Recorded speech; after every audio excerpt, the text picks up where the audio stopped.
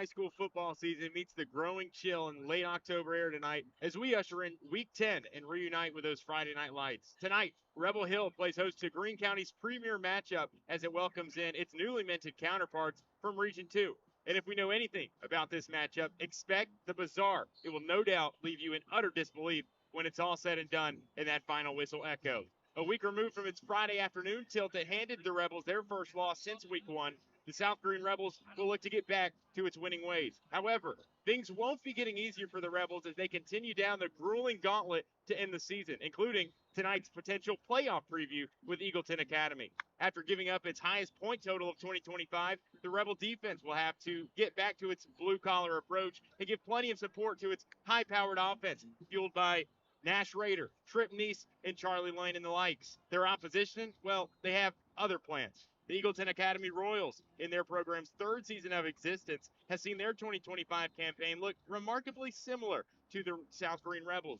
After dropping its season opener, the Royals reeled off 6 straight wins before getting upset on the road last week. But that's neither here nor there, as the Royals, led by All-State wideout Lane Cope, have revenge on the mind. They'll be looking to return the favor after a couple last-minute losses to this South Greene football team in the first 2 meetings in the series. They say it takes 2 to tango, and tonight, that's certainly the case. There is no love lost between these two programs, so expect the two to line up and look to knock the snot out of each other for 4 quarters straight. So get ready, buckle up. It's South Greene Eagleton Academy high atop Rebel Hill for the Bachman Bernard Game of the Week presented by Tommie's Plumbing. Kickoff just 45 minutes away. We get you ready for tonight's ball game with full pregame coverage, including coaches' interviews, player spotlights, and an in-depth look at tonight's matchup. And it all starts next, right here on First Horizon Green Sports Zone. Green Sports Zone, in partnership with First Horizon Bank, presents the Bachman Bernard Green Sports Zone TV Game of the Week, presented by Tommie's Plumbing. Brought to you by Bachman Bernard Chevy Buick GMC Cadillac. At Bachman Bernard, they go the extra mile to see you smile. By Tommie's Plumbing. If you got a leak, let Tommie take a peek. The Marathon Quick Stop Markets. Run in when you run out. CNC Custom Trailers, where you're more than just a customer, you're a neighbor. Gateway Ford Nissan. Buy local and save thousands at Gateway Ford Nissan. D&D Garage Door Supplier. Reliable, trustworthy, and opening doors for you every day. Casper's Wrecker Service, providing quick towing to East Tennessee since 1992. Open 24 hours a day. Tusculum Body Shop since 1963. Come see them for all your auto body needs. Main Brand Hair Company. Go experience the Main Brand difference. Food City. Value every day. The Terry Law Firm. The Terry Law Firm fights for you. Small town firm, big city know-how. Terry's Flooring. Add value to your home by seeing Popsy and his team. The 107 Tire Center, your neighborhood tire and auto experts. The IHOP at the TA Travel Center, exit 36 in Eagleton. 70 and Summer Coin Laundry, Greenville's first in-class laundromat. State Representative David Hawk, proud, unwavering conservative leadership. Eagleton Drug Company, where you're a neighbor, not a number. Heritage Community Bank, making a difference for their customers. Hello, everyone, and welcome back here atop Rebel Hill for tonight's matchup between Eagleton Academy and South Greene High School. South Greene, as we knew coming into the season, was going to face a tough 3-game stretch to end the year. Now, last week started that stretch, and it was a Friday afternoon loss against Concord Christian. But all is not lost. You do return home for the first time in over a month, Chris. Just being up here, looking down there, the vibes are immaculate. Picturesque setting behind us. It's a great evening for some fall football. The temperature's starting to chill. Your thoughts going into tonight's matchup? Yeah, we talked about that I was at Rebel Hill for the first time this season. Getting to come back to Rebel Hill, like you said, in this beautiful view of the mountains, the fall weather, and watching this football team that, like we've talked about, it's been very explosive, phenomenal defense each and every week. Until last week, they played a tough team. So to see them come back at home and be able to bounce back off a loss, I think it's a perfect time to come back home. Now, Concord Christian, in their first ever year as a program, Eagleton Academy, the opposition for tonight's matchup, in their third ever year as a program. But some Coach Jones said earlier this week, and it rings true, that's a Concord team that many didn't think would be very good entering the season, to put it blank, but they are good. They're very good, in fact, and the Rebels found that out last Friday, and it was a much different game, too. not Eagleton, but Concord Christian, their stadium, still in their first year, so no press box, no concession stands, no lights. You think that had something to do with it, taking the bus ride up and cutting your school day in half? Yeah, it's definitely a different feel. You're used to preparing all day mentally and physically, getting ready for that game. You come out those Friday night lights, that's what you're used to. And so to have a 2 or 2:30 kickoff during the day, very different. The preparation goes in a little bit different, and so it does throw you off course a little bit than what you're used to week in and week out. And then we, I guess, changed course tonight, right? Eagleton Academy, a non-region game. Both of these teams playing in four-team regions, so you're not going to have a ton of conference games to begin with, but a non-region game against a potential playoff opponent as well. Coach Jones talked about that too. We'll get to his interview a little bit later on, but do you think the guys are maybe saying, hey, we don't want to dive into the whole bag of tricks tonight, considering we might play these guys in a couple weeks? Yeah, you might see the play calling honed down a little bit if needed, especially if you get out a lead early. We see this team scores 40 points a game, so you know they can put the ball, in the end zone a lot. And so you might see them hold back if they get that early lead. But you're right. I think you'll see some plays held down that if you see them in the playoffs, those trick plays, those special plays might come out later out in the year. South Greene Eagleton Academy set to kick off in about 40 minutes in time. We'll get you around the entire county and all of its action, including the game that wrapped up last night, as our Heritage Community Bank pregame show continues.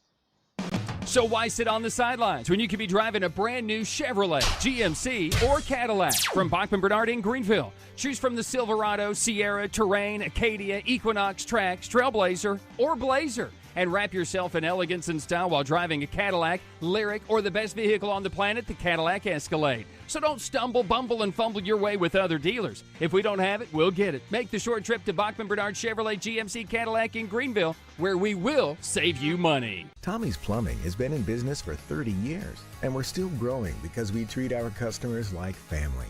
We are proud to do any job from kitchen faucet installation to a complete home repipe. Tommie's Plumbing offers warranties on most products installed by our technicians. When the job is done, our friendly professionals make sure to clean up. We invite you to visit our new showroom in Jonesboro to see our quality products for yourself. Tommie's is the only one to call when you need a fast, reliable, professional plumber in the Tri-Cities. Looking for a garage door without the long wait? At D&D Garage Door Supplier of Greenville, you'll find Safeway brand garage doors delivered in just 9 business days. Why wait 4 to 6 weeks when your new door could be rolling up sooner?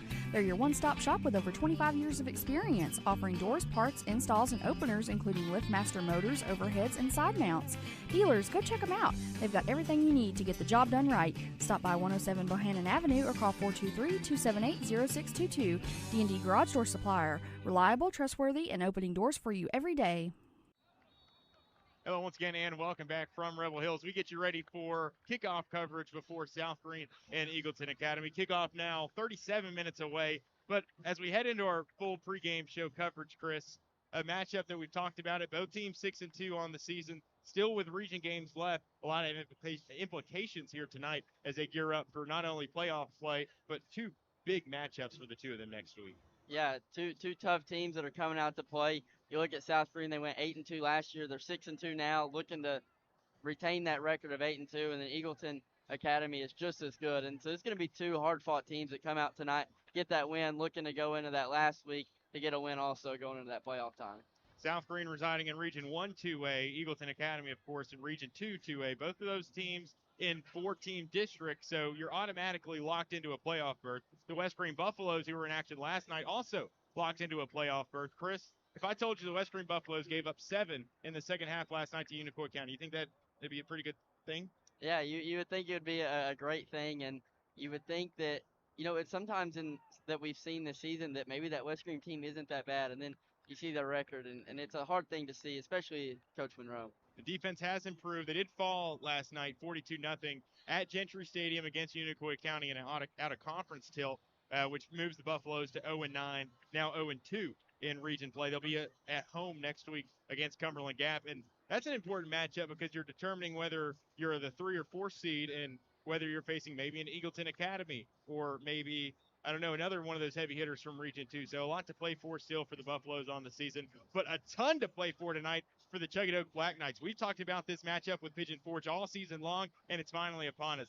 Chuggadoke, Pigeon Forge duking it out for the 3 seed in that Region 1 3A battle. How important is that matchup tonight for Chuggadoke? Yeah, that's huge. We talked about all year how Chucky Doak had an easier schedule at the beginning, and then that late October games, that's when it really hit. And we're here in October, ready to play that tough Pigeon Forge team. The young guns that we've talked about, that Chucky Doak story that we've looked forward to all year, it's time for them to step up and see what they're made in big moments. And tonight against Pigeon Forge, that's going to be a huge game and a crucial win they need for that 3 seed. Pigeon Forge, not the greatest of starts to a season, winless through the first 6 games, but since then, they've rounded off 2 big wins over some pretty decent opponents as well, and blowouts too. And I think their record in those first 6 games, not really indicative of who they are as a team or who they might be as a team. This is a team that beat Chucky Doak by a large margin last year as well. So we talked about it, a lot to play for tonight for the Black Knights. Earlier this week, our Tyler Nichols had the chance to sit down and talk with Coach Billy Kaler about his matchup with the Tigers. Let's talk about it. We've been previewing it for a couple of weeks now. We touched on it after the Claiborne game that saved your season with that last-second touchdown. We talked about it a little bit last week with Volunteer and then in the bye week, but you're now back in region action after a 2-week break out of region action. And this one's for all the marbles. This one determines if you play in November and if you extend your season past next week's season finale with Gatlinburg-Pittman. So I'm done talking about it. I'm going to give you the floor and just talk about how important of a matchup it is and what it all comes down to on Friday night. Oh, it's obviously really big for our kids and big for our program. We have an opportunity to play in November, and that's a big deal. It's hard to do in high school football to consistently get to the playoffs. And I remember being a freshman in 2000, I don't remember, 3, maybe 4, something like that. My high school coach, we made the playoffs, and he talked about reviving tradition. And I remember asking him, well, how do you know if you have tradition? And he said, if you graduate kids that have never not been to the playoffs, then you've created tradition in high school football. You've got a tradition of playing in the postseason and building champions. And, that's certainly what we're looking to do. And we've got a great opportunity this week. Pigeon Forge has been on fire the last 2 weeks. I think they scored 49 and 56 points, generated probably close to 1,000 yards of offense in 2 games. So it's going to be a challenge, but it's one that matters a lot to us. And take me through their offense a little bit. What's it going to take to slow them down on offense, and what are they going to present?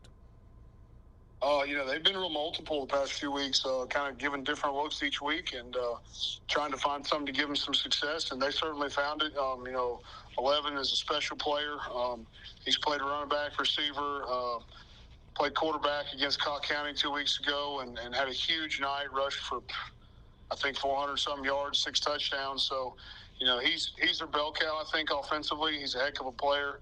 We're going to have to stop him and stop the run game to have a chance to beat him. And then defensively also, I know that obviously there's 2 sides of the game in football. We talked about Pigeon Forge offense and how you plan on slowing them down, but your offense has got to be able to get into the end zone too and outscore them to be able to win the game on Friday night. So what are you going to see on defense that they're going to present to try to stop you and slow you down? Yeah, they're an even front defense. Want to play a heavy box. They want to stop the run. Looks like they like to play some split safety look. So they've been pretty consistent in that through the year. So we're going to have to be able to be consistent offensively. That's one of the things we struggle with this year is being consistent. We've had flashes at times, lots of flashes, but being productive, successful over and over and over again is something we struggle with. So if we want a chance to play in November, we've got to generate some consistent offense, move the ball, generate first downs, and let first downs turn to touchdowns, and not shoot ourselves in the foot. Absolutely, and harping on the playoffs a little bit more also, it's a program that didn't reach the playoffs last year that, of course, is looking to get back to the playoffs. And for those seniors, they've reached the playoffs before, but for some of those younger kids, they don't know what it feels like to be in the playoffs. You're a very freshman and sophomore-laden team with a few juniors mixed in there, and they're looking to get into the postseason. I know they're hungry to get in there. So for those seniors, what has kind of been the leadership role for them this week and through the last 2 weeks, getting them prepared for a game that will determine that? Yeah, I mean, they've had the opportunity to experience that. And like you said, a lot of other guys haven't. And it's been it always gets tough down in the season like this. It's easy for guys to lose focus and really challenge for guys at the beginning of the week. And we've had a really good week of practice, really sharp, crisp week of practice for the most part. So getting those guys mentally ready, at this point, you're of the season, you shouldn't be shouldn't be rebuilding something new. You need to be cleaning things up and making sure everything's sharp. And we've had a sharp week of practice. Kids have been on point.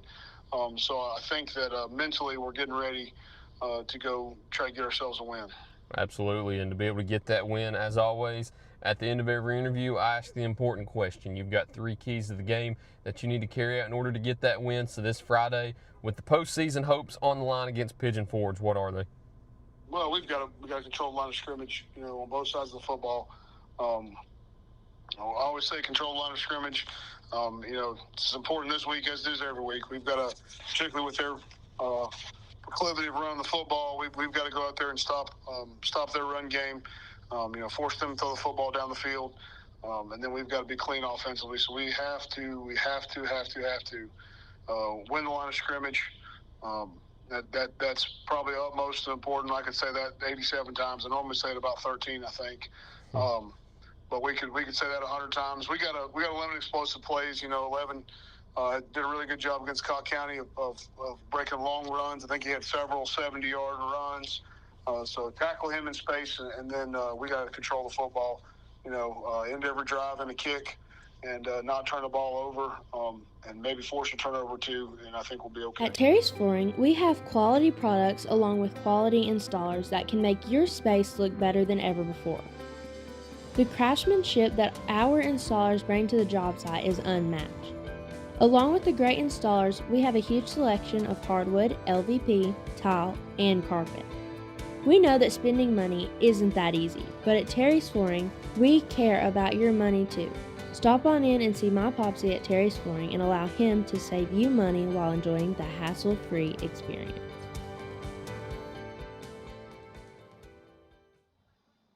We just heard from Checkadoke head coach Billy Kaler. Now, Chris, the Black Knights looking to overcome that loss 2 weeks ago against Volunteer. We were there for that one. It was a tough one, right, to say the least. Checkadoke now 500 with a 4-4 record. They are 1-2 in region play, though. And we talked about Pigeon Forge, losers of their first 6 games, but they have found new life these past 2 weeks. They beat Johnson County 46-20. They beat Cobb County 59-33, and all of a sudden Pigeon Forge is looking like contenders. Now, let's talk about the stakes for that game before we move on to our next matchup. If Checkadoke wants to advance to the 3A playoffs, they'll win tonight, and that will automatically punch them in. But a loss will take them completely out of playoff contention, and that is just mind-blowing when you look at a Pigeon Forge team who, even with a loss tonight, they're still in the hunt with that win over Johnson County. So a win tonight for Pigeon Forge would clinch a playoff spot. Likewise with Checkadoke, and then the seeding will fall as it may next week. Of course, Checkadoke, Gallenberg, Pittman next week would be a tall task for the Black Knights to knock off the Highlanders.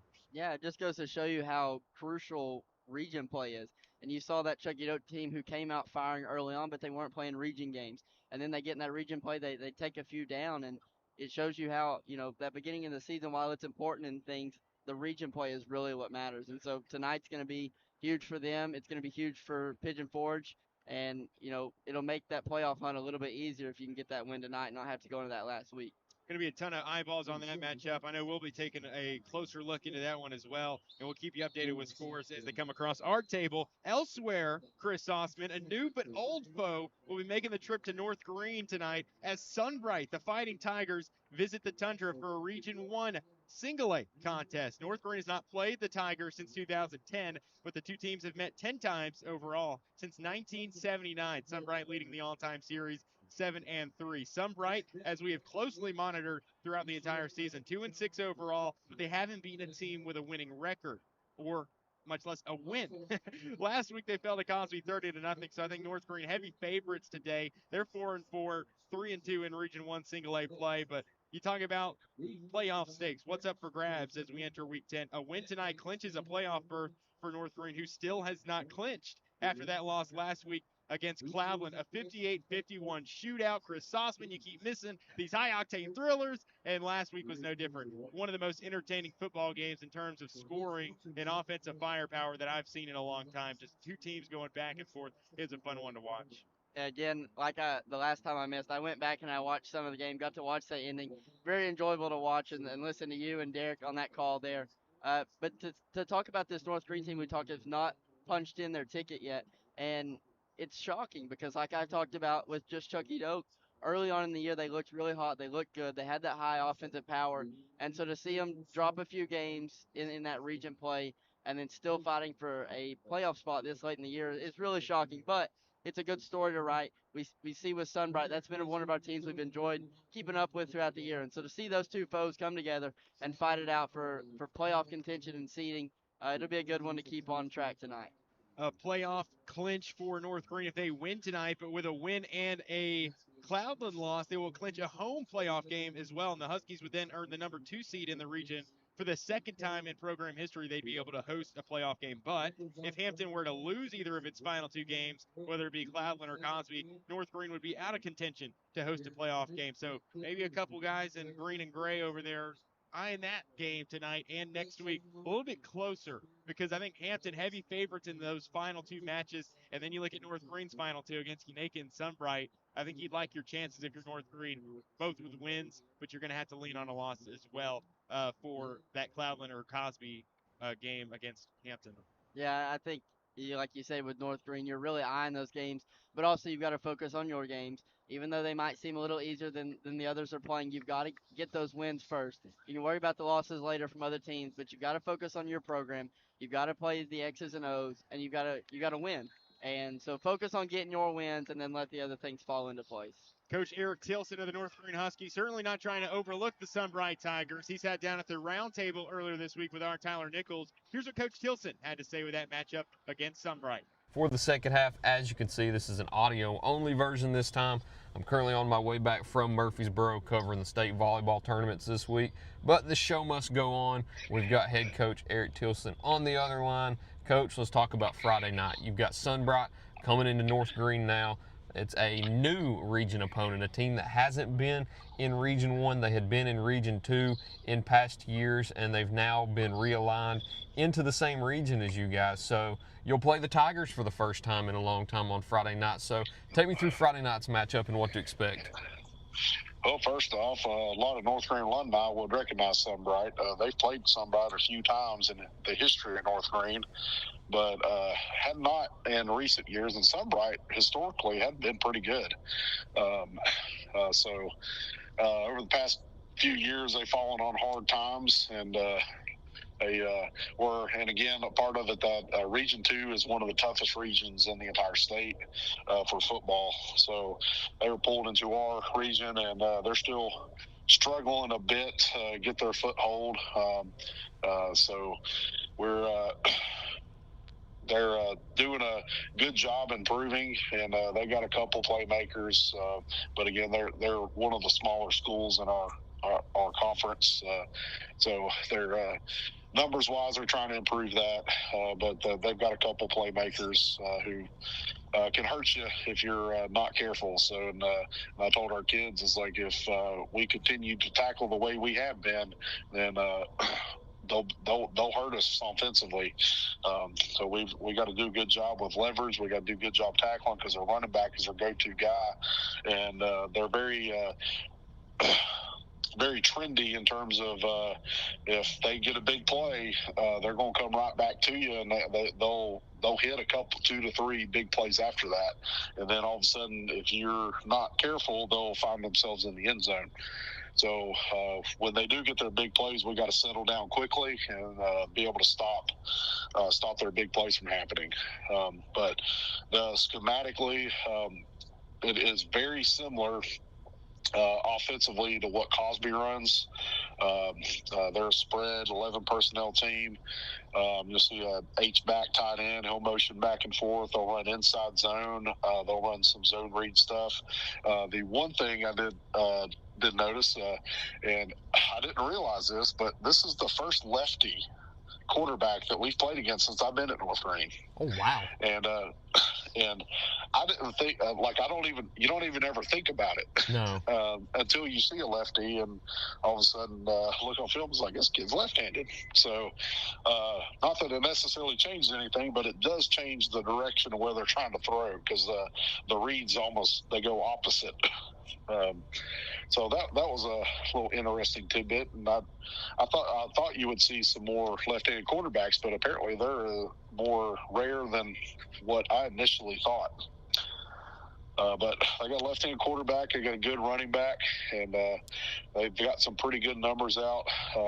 But like I said, they're trying to find their foothold in our league, and we have to go out and go execute because, like I said, we beat some good teams in our league, but we technically have not qualified for the playoffs yet. So we need to go out and go win a couple weeks to be able to solidify ourselves in the playoffs. Yeah, that was what I was going to lead to next. I mentioned it a little bit before we went into the break that you've not technically clinched your spot into the playoffs yet, but you're sitting in a comfortable position right now because you've got 2 games left against 2 teams that you get to host. You're sitting at home in both of those games, and all you need is 1 win to get in. If it's this week, if it's next week, either way, all you need is 1 win to get in. Of course, you'd like to win both because that helps your chances to host a playoff game. But at this very moment, you still haven't clinched one yet. So knowing that you've got those final 2 at home, does that bring you any sense of comfort? Well, it does because we've played pretty well at home for the most part of the year. So it's kind of been our refuge. We've played well at home, and so it's always good because you have the same rhythm, the same routine when you're at home. So that is a good part there. But in terms of the playoff scenarios, like you almost have to have a doctorate in probability and stats to go through all the different scenarios. So if we had about 25 minutes, I could go through it. But all I'll say right now is we could finish second, we could finish third, we could finish fourth, or we could be out. So all of those are options. The only option that is not there is first. And it's crazy that we're this deep into the season and you don't know if you're in yet. You don't know where you'll be in because some teams know you can't go higher than this, you can't go any lower than this. But in Region 1 1A right now, it's still the wild, wild west because you could finish second, you could go home after next week. You don't know as of this moment, but the good news is, like we mentioned, all you need to do is win. You don't need any help from anybody else. Just win this Friday night, and we can talk about a potential playoff game next week. But as always, in order to win that game, you've got 3 keys to the game that you need to carry out in order to be successful. So this Friday night against Sunbright for the first time in forever, what are they? We got to have great effort, and please, we have to have great tackling. I don't know if we've had it all year, but we need to have great tackling, and our playmakers got to make plays, which we did have plenty of that Friday. But if we put all 3 together, we're a pretty daggone good football team, but we have to put all 3 together. Effort, tackling, and playmakers got to make plays. At many dealerships, you get what you'd expect. Games, gimmicks, and shady sales tactics. At Gateway Nissan in Greenville, expect the unexpected. Low prices, convenient service, and a great buying experience. Get our Gateway exclusive lifetime powertrain warranty. No worries for life. You deserve the unexpected. It's the #1 reason you gotta get to Gateway. Shop online at GatewayNissanGreenville.com. Or take the super short drive down Highway 11E to Gateway Nissan in Greenville. In Greenville, we blend beauty with Southern charm. From sharp cuts to flawless color and perfect extensions, we make dream hair real. As milkshake experts, we deliver exclusive treatments, glosses, and pro product advice. Finish your look with nails and waxing done with care. Relax and recharge with our signature Japanese head spa. Come experience the Main Brand difference. At the Main Brand Hair Company, we wrangle your tangles! At Heritage Community Bank, we offer local banking with local decisions. Stop by any of our 3 convenient locations and see how Heritage Community Bank can serve your needs. We're here to stay. We're not for sale, we're not merging, we're local, and we intend to stay that way. From small business banking to personalized checking accounts with online and mobile capabilities, Heritage Community Bank can take care of all your banking needs. Visit us online at hcbonline.us, member FDIC, and equal housing lender. Hello once again, and welcome back. High atop Rebel Hill as we await our matchup here on a Friday night. South Greene Eagleton Academy in an out-of-conference tilt here in Region 1 and 2 AA. South Greene looking to get back in the win column after their 6-game winning streak snap. And Eagleton Academy, likewise, Chris, looking to get back in the winning column after their is snapped last week at Polk County. But we heard from Coach Tilson talking about that matchup with the Sunbright Tigers.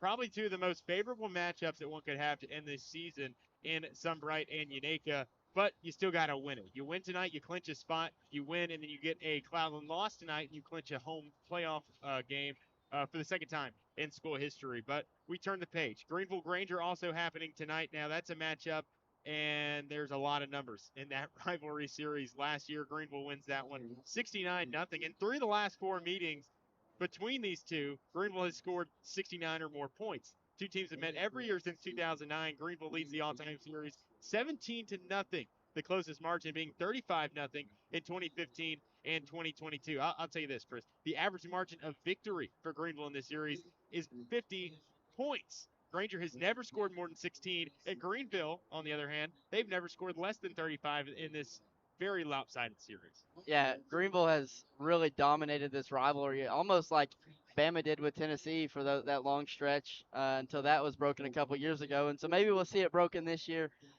with Greenville and Granger. But, you know, with Greenville and Zayden Anderson and what they did last week when they went in and played volunteer, they loaded the box, relied on man coverage on the outside, and Anderson still broke a school record against a tough volunteer team, somebody who we've been high on these past few weeks. And so seeing them do that against volunteer, Granger's got a lot coming for them this week, and they've got to be prepared and come ready and be ready to try to make some explosive plays. And that was against a volunteer team, Chris, that we saw a few weeks ago just thrash Chucky Doken. We thought they had athletes, but Greenville said, we'll do you one better. We've got 5 or 6 athletes that are better than your 5 or 6 best athletes. Zayden Anderson, the reigning Green Sports Zone Player of the Week as well. Caden Ball, another player on that Greenville team who has gained that heralded title throughout the course of this season. But I think if you had to put a point spread to it, it'd be pretty high, okay? That's all I'm going to say. That Greenville-Granger game, hey, you can listen to it on 99.5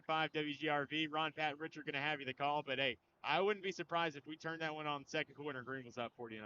Yeah, I think that's going to be going away pretty quick. I think the third and fourth string in Greenville's going to get in pretty early during that game.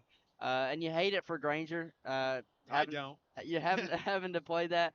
But Greenville's looking to stay perfect in that Region 1 4A play. I think they will tonight, and it'll be a big loss for the Granger Grizzlies. Well, we turn our attention to our matchup on hand. Eagleton Academy, South Greene. Eagleton from Region 2 AA, South Greene in Region 1 2A. Both teams in 4-team regions, so a non-region game between these two. But, Chris, a game tonight where we might see a potential rematch in just 2 weeks at the very earliest, and we'll get to that in just a second. But earlier this week, as we head to our coaches interview, Tyler Nichols had the chance to sit down with Coach Sean Jones over the phone, ask him a couple questions about tonight's matchup, a couple that you might want to stick around and closely listen to. Here's what Coach Jones had to say about the Royals. If you're just joining us for the second half, as you can see, not present this week in Murfreesboro at the state tournament covering the Lady Rebels. Still doing it over the phone, though, and getting it in. The show must go on. Let's talk about Eagleton, Coach. Team, I mentioned in the beginning, I accidentally said a region game. It's not a region game anymore, but it is a Class 2A game. That's what I meant to say.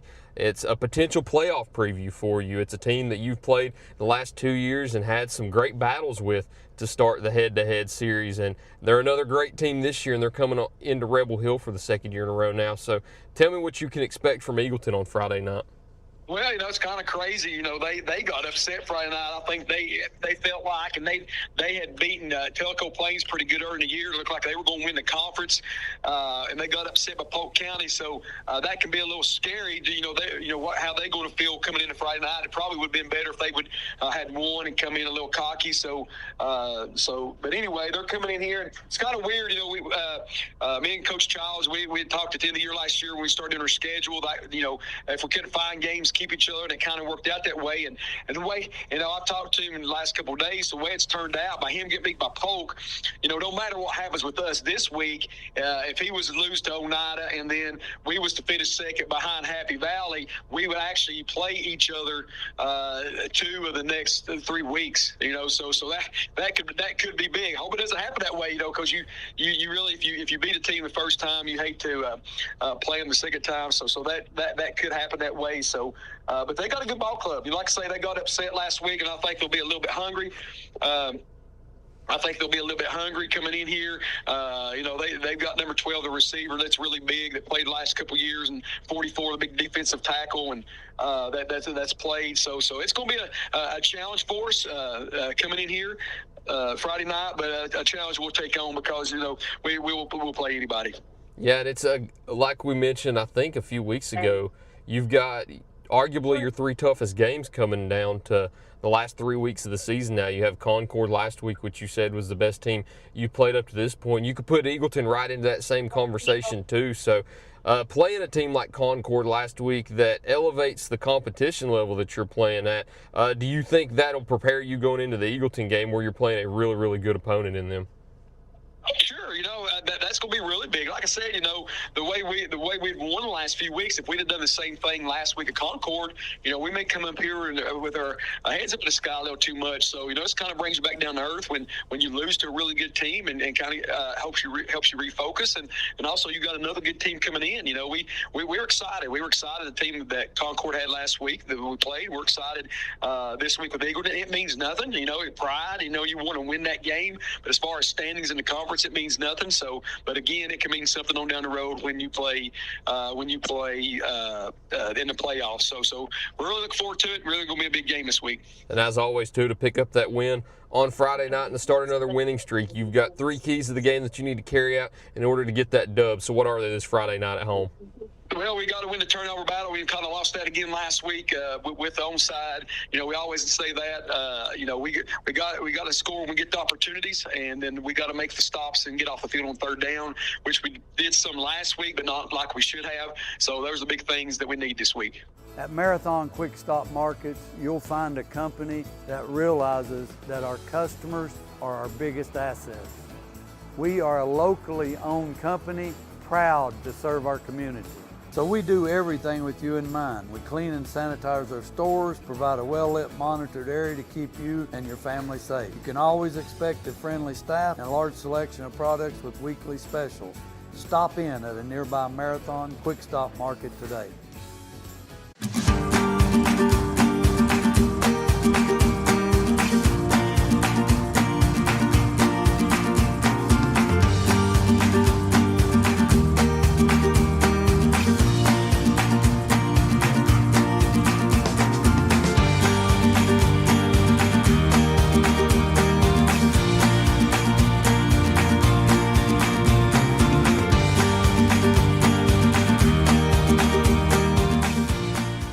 At Terry's Flooring, we have quality products along with quality installers that can make your space look better than ever before. The craftsmanship that our installers bring to the job site is unmatched. Along with the great installers, we have a huge selection of hardwood, LVP, tile, and carpet. We know that spending money isn't that easy, but at Terry's Flooring, we care about your money too. Stop on in and see my Popsy at Terry's Flooring and allow him to save you money while enjoying the hassle-free experience.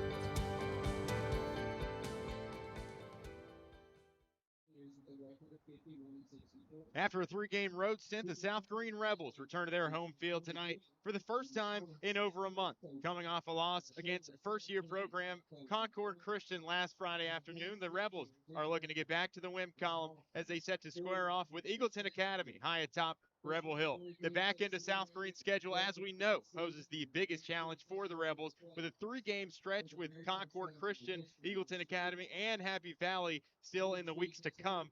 And then 1 game into that gauntlet, they are already 0-1, but they're hungry for a win tonight as they welcome Eagleton to South Greene for just the 2nd time in as many years. It's the 3rd all-time meeting between the 2 schools, South Greene winning the previous 2 in very dramatic fashion. South Greene visited Eagleton for the first contest back in 2023. They escaped with a 20-19 win, if you remember that one. The Rebels stopping that last-minute 2-point conversion. And then last year, Eagleton visits South Greene for the first time and second matchup, and then made things interesting. Rebels led it 14-0 at halftime, but Eagleton stormed back after the break. They scored 20 unanswered in the third quarter to give them new life, but South Greene managed just barely to leave home with a 28-20 win. South Greene currently sits at 6-2, 2-0 in region play, and Eagleton is 6-2, likewise 1-1 on the season in region play. Both teams Class 2A, but they're no longer in the same region after the realignment last year. Although the game doesn't have postseason implications, it very well could here in a couple of weeks. Eagleton, with a loss against Polk County last Friday night, snapping their 6-game winning streak, will be looking to get back on the winning side of things tonight behind their all-state wideout Lane Cope. South Greene, on the other side of things, the three-man rushing attack of Nash Rader, Tripneys, and Charlie Lane were contained last Friday in Farragut, but they'll return back home tonight looking to make some noise. The Rebels also losing their 6-game winning streak last week. They're looking to get hot at the right time heading into the final stretch of the season, and what a stretch it is, Chris Osman. Yeah, it's been a fun season to watch with both of these teams, really. You talk about they go 0-1 and they bounce back that week 2, and then from there they didn't really look back. They go 6 straight weeks with wins, and then both of them get hit hard a little bit on the road.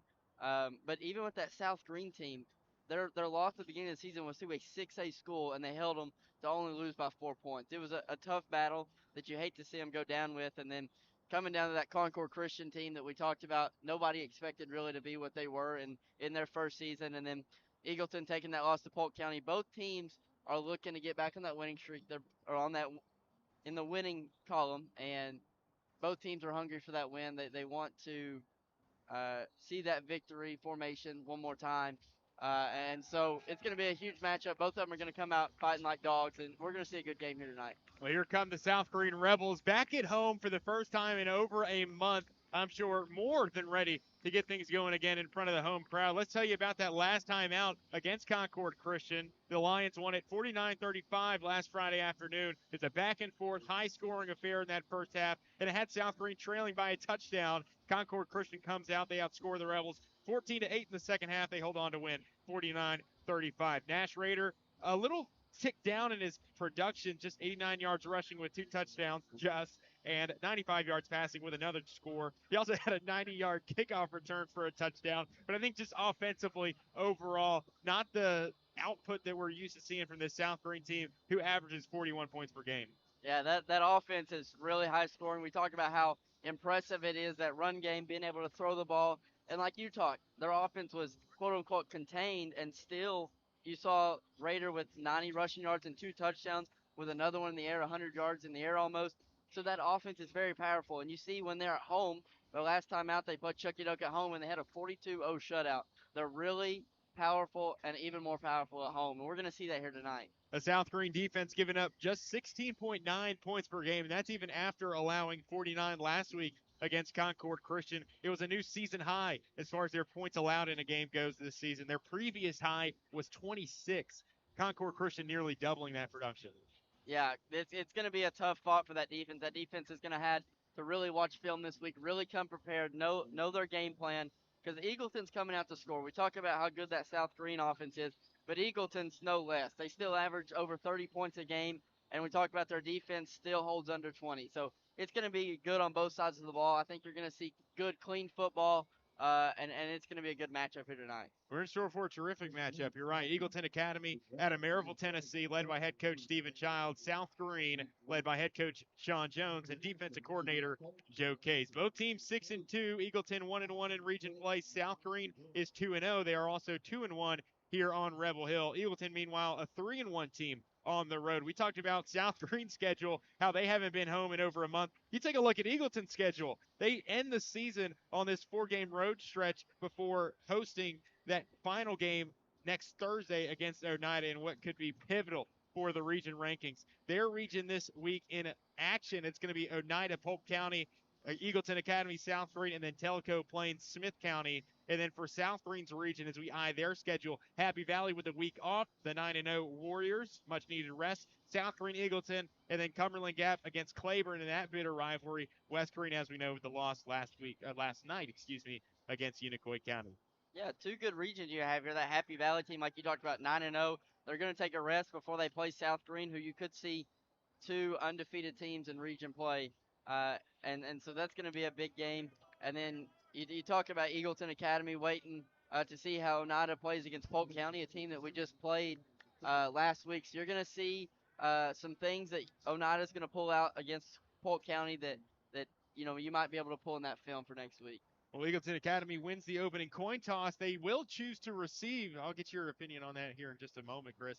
But hey, thanks to our entire crew tonight. It's very brisk here atop Rebel Hill, but we made the trip. Scott's got the hot hand. Scott Anthony on camera. Tyler Nichols also down on the field. He'll be providing a full photo gallery and write-up, including another episode of Relentless Rebels, episode 13, dropping tomorrow morning at 8. Derek Tarleton, our producer for the evening. Chris Osman, our color analyst. I'm Matthew Palazzo saying hello and welcome. Hope you're ready for some Friday Night Lights here at Top Rebel Hill. Got the juices flowing, ready to go. Had my 6 cup of coffee, I think, a couple of moments ago, and we're all finished. We're all ready to go. Might need to bring out the hot hands. Very well might. But, hey, I'm just ready for some football, man. Yeah, I'm super excited. I know South Greene's ready to get under those lights. They didn't have a chance to get under the lights last week. They still got to play, but they're ready to be back in this home crowd. I know this fan base is really rowdy. They love this team. They love what the kids do on the field, and I know the kids love that support. The senior Brant Wilhoit set to tow it away for the Rebels. South Greene in the home blacks.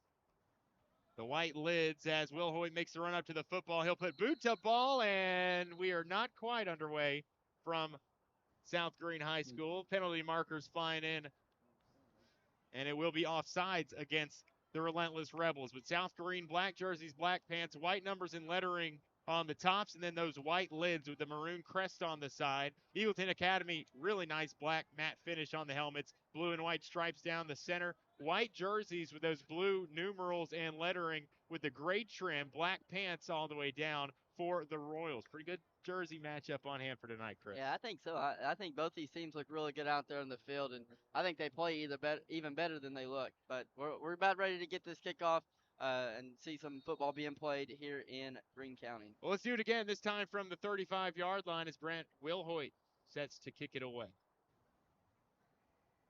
Wilhoit makes the run up and puts boot to ball, and we've got football, but once again the whistles blow. Man, we're more ready than this game than the officials are. I'm convinced. I think it's going to be offsides again on the South Greene Rebels. I think at some point you just got to hold the laundry. I referee a few games. Sometimes you got to keep that in your belt and just let them play some football. South Greene kicking it off from right to left as you view it. For those tuning in on First Horizon Green Sports Zone, our Facebook Live on Radio Greenville channel as well, and then, of course, our YouTube live stream.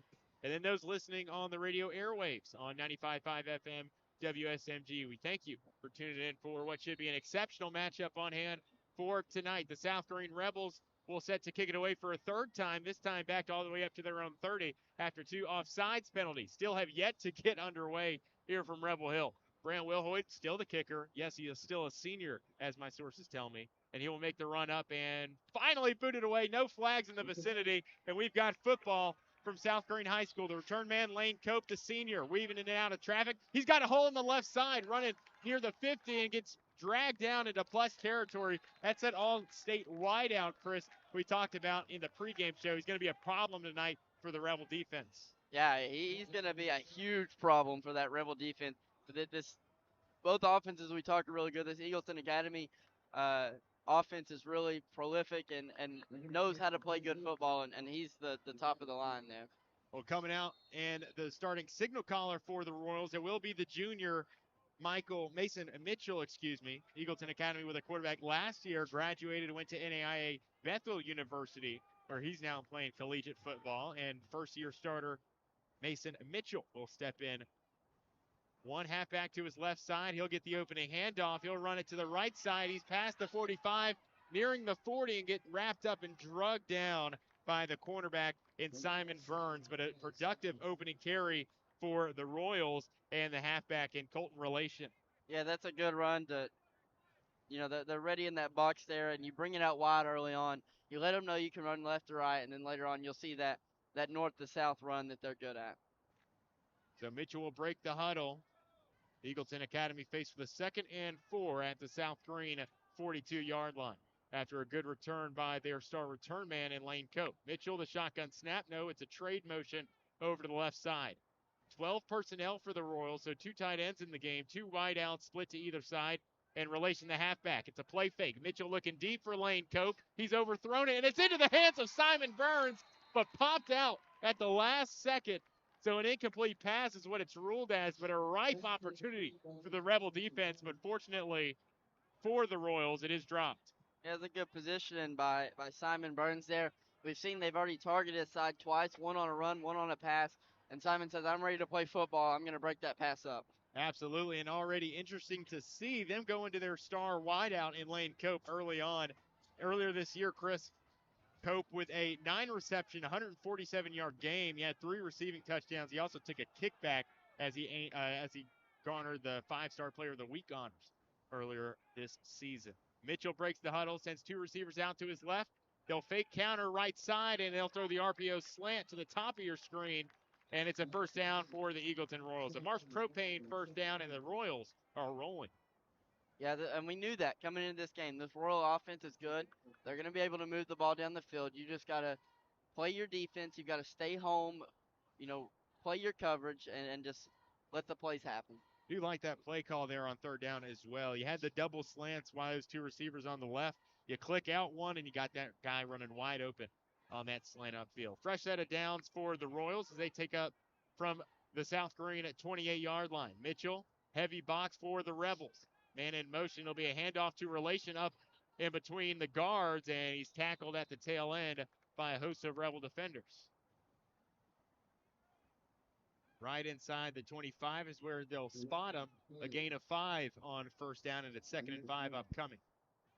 Yeah, this Eagleton team, they're going to move the ball slow, and then, like you see, they're going to take that deep shot every now and then, but they know when to save that shot, and they're really good at that. And if you're South Greene, you've got to know that, and you've got to be prepared to play the runs and then be ready for that deep pass. Drive started at the 49-yard line, already in plus territory, and with 9.5 to go, still scoreless here opening quarter. Relation with his 3rd carry of this opening quarter. Great backside tackle there by our guy Charlie Lane, the senior at linebacker, who's made his presence known thoroughly on the defensive side of the ball this season. Yeah, Charlie Lane's huge. He's one of those leaders on that defensive side. And to see him right there where the position he was, he hit that hole. He got there for that tackle. He's fast, he's quick, but he's big. And that's huge for being a linebacker, being that receiver tight end that he is for this South Greene team. He's a big leader that South Greene needs tonight. A 3-yard carry for Relation, and it's a 3rd and 2 right at the 21-yard line. 2 tight ends in the box for Eagleton Academy. Relation the halfback to Mitchell's right hip. The shotgun snap, a handoff once again to Relation, and he's streaking up the middle before getting forced down by Trent Haynes coming up. The big freshman coming in, making a difference. He's played exceptionally well for the Rebels this season. Yeah, he has. Trent's been one of those young guns that we talk about that Chucky Doak has, and they have the young guys that step up. Trent Hayes is a young guy in the South Greene team that has really stepped up, made a big impact, and made his name known here in Rebel Hill. Well, the 5-yard carry on 3rd down will result in a Marsh Propane first down as the Eagleton Academy Royals find their spot in the Gary's Paint Body red zone for the first time this evening. 8:20 to play, opening quarter. The shotgun snap. Mitchell will play fake, a drop back pass, and he's got a man open in the end zone. It's Lane Cope reaching up with Nash Rader, nearly intercepting the football, but Cope able to find a spot behind the defensive secondary, and it's an incomplete pass, 2nd and 10. Yeah, I like that play call. You know Lane is capable of making catches like that. They fed him on that right side there, and good pass by Mason Mitchell there, the quarterback. Spots the ball just enough where Nash can't get to it, but a good spot for the receiver. He just didn't come down with it. The incomplete pass stops the clock at 8:11 here still in the first quarter of action. Quickly go the Royals to the line. 2 tight ends either side of the formation. 2 receivers split out as well. Relation, the handoff off the right tackle. He's got an inch of space, and he's running off that right side and drugged down from behind by Trent Haynes to limit any further damage. Yeah, that was a good run there on that right side. As a running back, you stay behind your blockers. You let him lead. You see him follow his blocker. He didn't try to get out in front, but he waits for his blocker to hit the block and then breaks off for extra yardage. So a 3-yard carry brings up the third down the Eagleton Academy Royals have faced this current drive, and it's been a lengthy one at that. 4.5 minutes thus far, and they've only marched not even 40 yards, but like you said earlier on, methodical, already converting on a couple third down conversions. They'll send a bunch receiver set to the top of your screen. The shotgun snap by Mitchell, a drop back pass. He's looking for the end zone and nearly intercepted. Nash Rader leaping up, trying to pluck it out of midair. And man, that's about the third interception that South Greene could have had this current drive. But once again, a fortunate break there for Eagleton Academy. It is dropped, and it brings up 4th and 7 from the South Greene 12. Yeah, Nash Rader, we talked about good running back that can really put the ball on the ground, but you can see his jumps and his hops there. He can get up and get a ball if he needs to. Eagleton Academy going to set the tee down at the 20-yard line, make it a 30-yard field goal. Back to kick, Noel Mesa Flores, the junior. Terrific name. From the 12, where the ball is started, snap, kick, and off to the right. No good. Defensive stand for the Rebels. 7:15 on the clock, and what a stand for South Greene to force an incomplete pass and then force a missed kick a couple moments later. So the 30-yard field goal, no good. Now the South Greene offense will get a chance to get back up and running, maybe get a little high voltage action like we've seen them in weeks past. Do a little bit better than they did last week. Yeah, they're ready to fire back. They know what their offense is capable of, and so they're ready to show their home fans. You know, we might have had a little bit of an off night last week, but we're here to fire back tonight. So the drive will start from their own 20-yard line. South Greene hurries to the line of scrimmage, and Nash Rader takes the snap, runs off the right tackle before being pushed down past the 20 for about a 4-yard gain. Call it a gain of 3, and 2nd and 7 upcoming for this Rebel offense. This Rebel offense, they started off slow, but they're really good in that run game, and then they're going to make you pay later on when you bite down on that run. Charlie Lane, Simon Burns, the two wideouts in the formation, Charlie Lane, the tight end. South Greene also running those two tight end sets with Trip Neese, the pistol back, in tow behind Nash Rader. So Rebels go hard count and got a couple Royals to jump off sides. Looks like we'll advance the football 5 yards. That'll aid the Rebel efforts here on 2nd and short. 2nd and 2 from their own 28-yard line. Seeing a hard count there, I think for me, we've not seen that a ton this year, and it's a really good tool to use that I think many teams don't use enough. Charlie Lane motions from right to left of the formation. The shotgun snap to Rader, and it's a belly play to the left. Trip Neese nearly hurdling a defender and then colliding with another. He's pushed forward. He's got the line to gain for a Marsh Propane first down. Yeah, he is a unit there on that offense, and you know, you've got to get him down earlier. He's going to make you pay, and right there you see it took 3 defenders to bring him down. 6-yard carry for Trip Neese, and you're right, just an absolute unit. Does the dirty work for the Rebels, and sometimes it's a gain of 5 and 6, and that's really his night, but he's definitely got the capability to break that big one. We've seen that also a number of times this season. The shotgun snap to Rader. He'll move it off the right side as they run the quarterback sweep. He's got the edge and more to the 40, to the 30, inside the 20. Nash Rader, you can't catch him. Touchdown Rebels. They strike first. What a run. And that's what we talked about. Nash Rader can put the ball on the ground, and he's going to run, and he gets to that outside edge. Eagleton just doesn't sit home on that corner, and he blows right by him, and nobody's stopping Nash Rader when he gets away from you. From 66 yards out, Nash Rader with a touchdown scamper at 5:39 left to go in the first quarter. South Greene draws first blood. They jump out to a 6-0 lead, pending the Brant Wilhoit extra point. Wilhoit's kicked the ball a few times already tonight, and it's just their first drive on offense. Wilhoit set to tow it away. The snap hold is good. The kick is up and through the uprights. Tack one more on with 5:39 left to go in the opening quarter. Nash Rader's touchdown run makes it 7-0 Rebels. You're listening to the Bachman Bernard Game of the Week, presented by Tommie's Plumbing.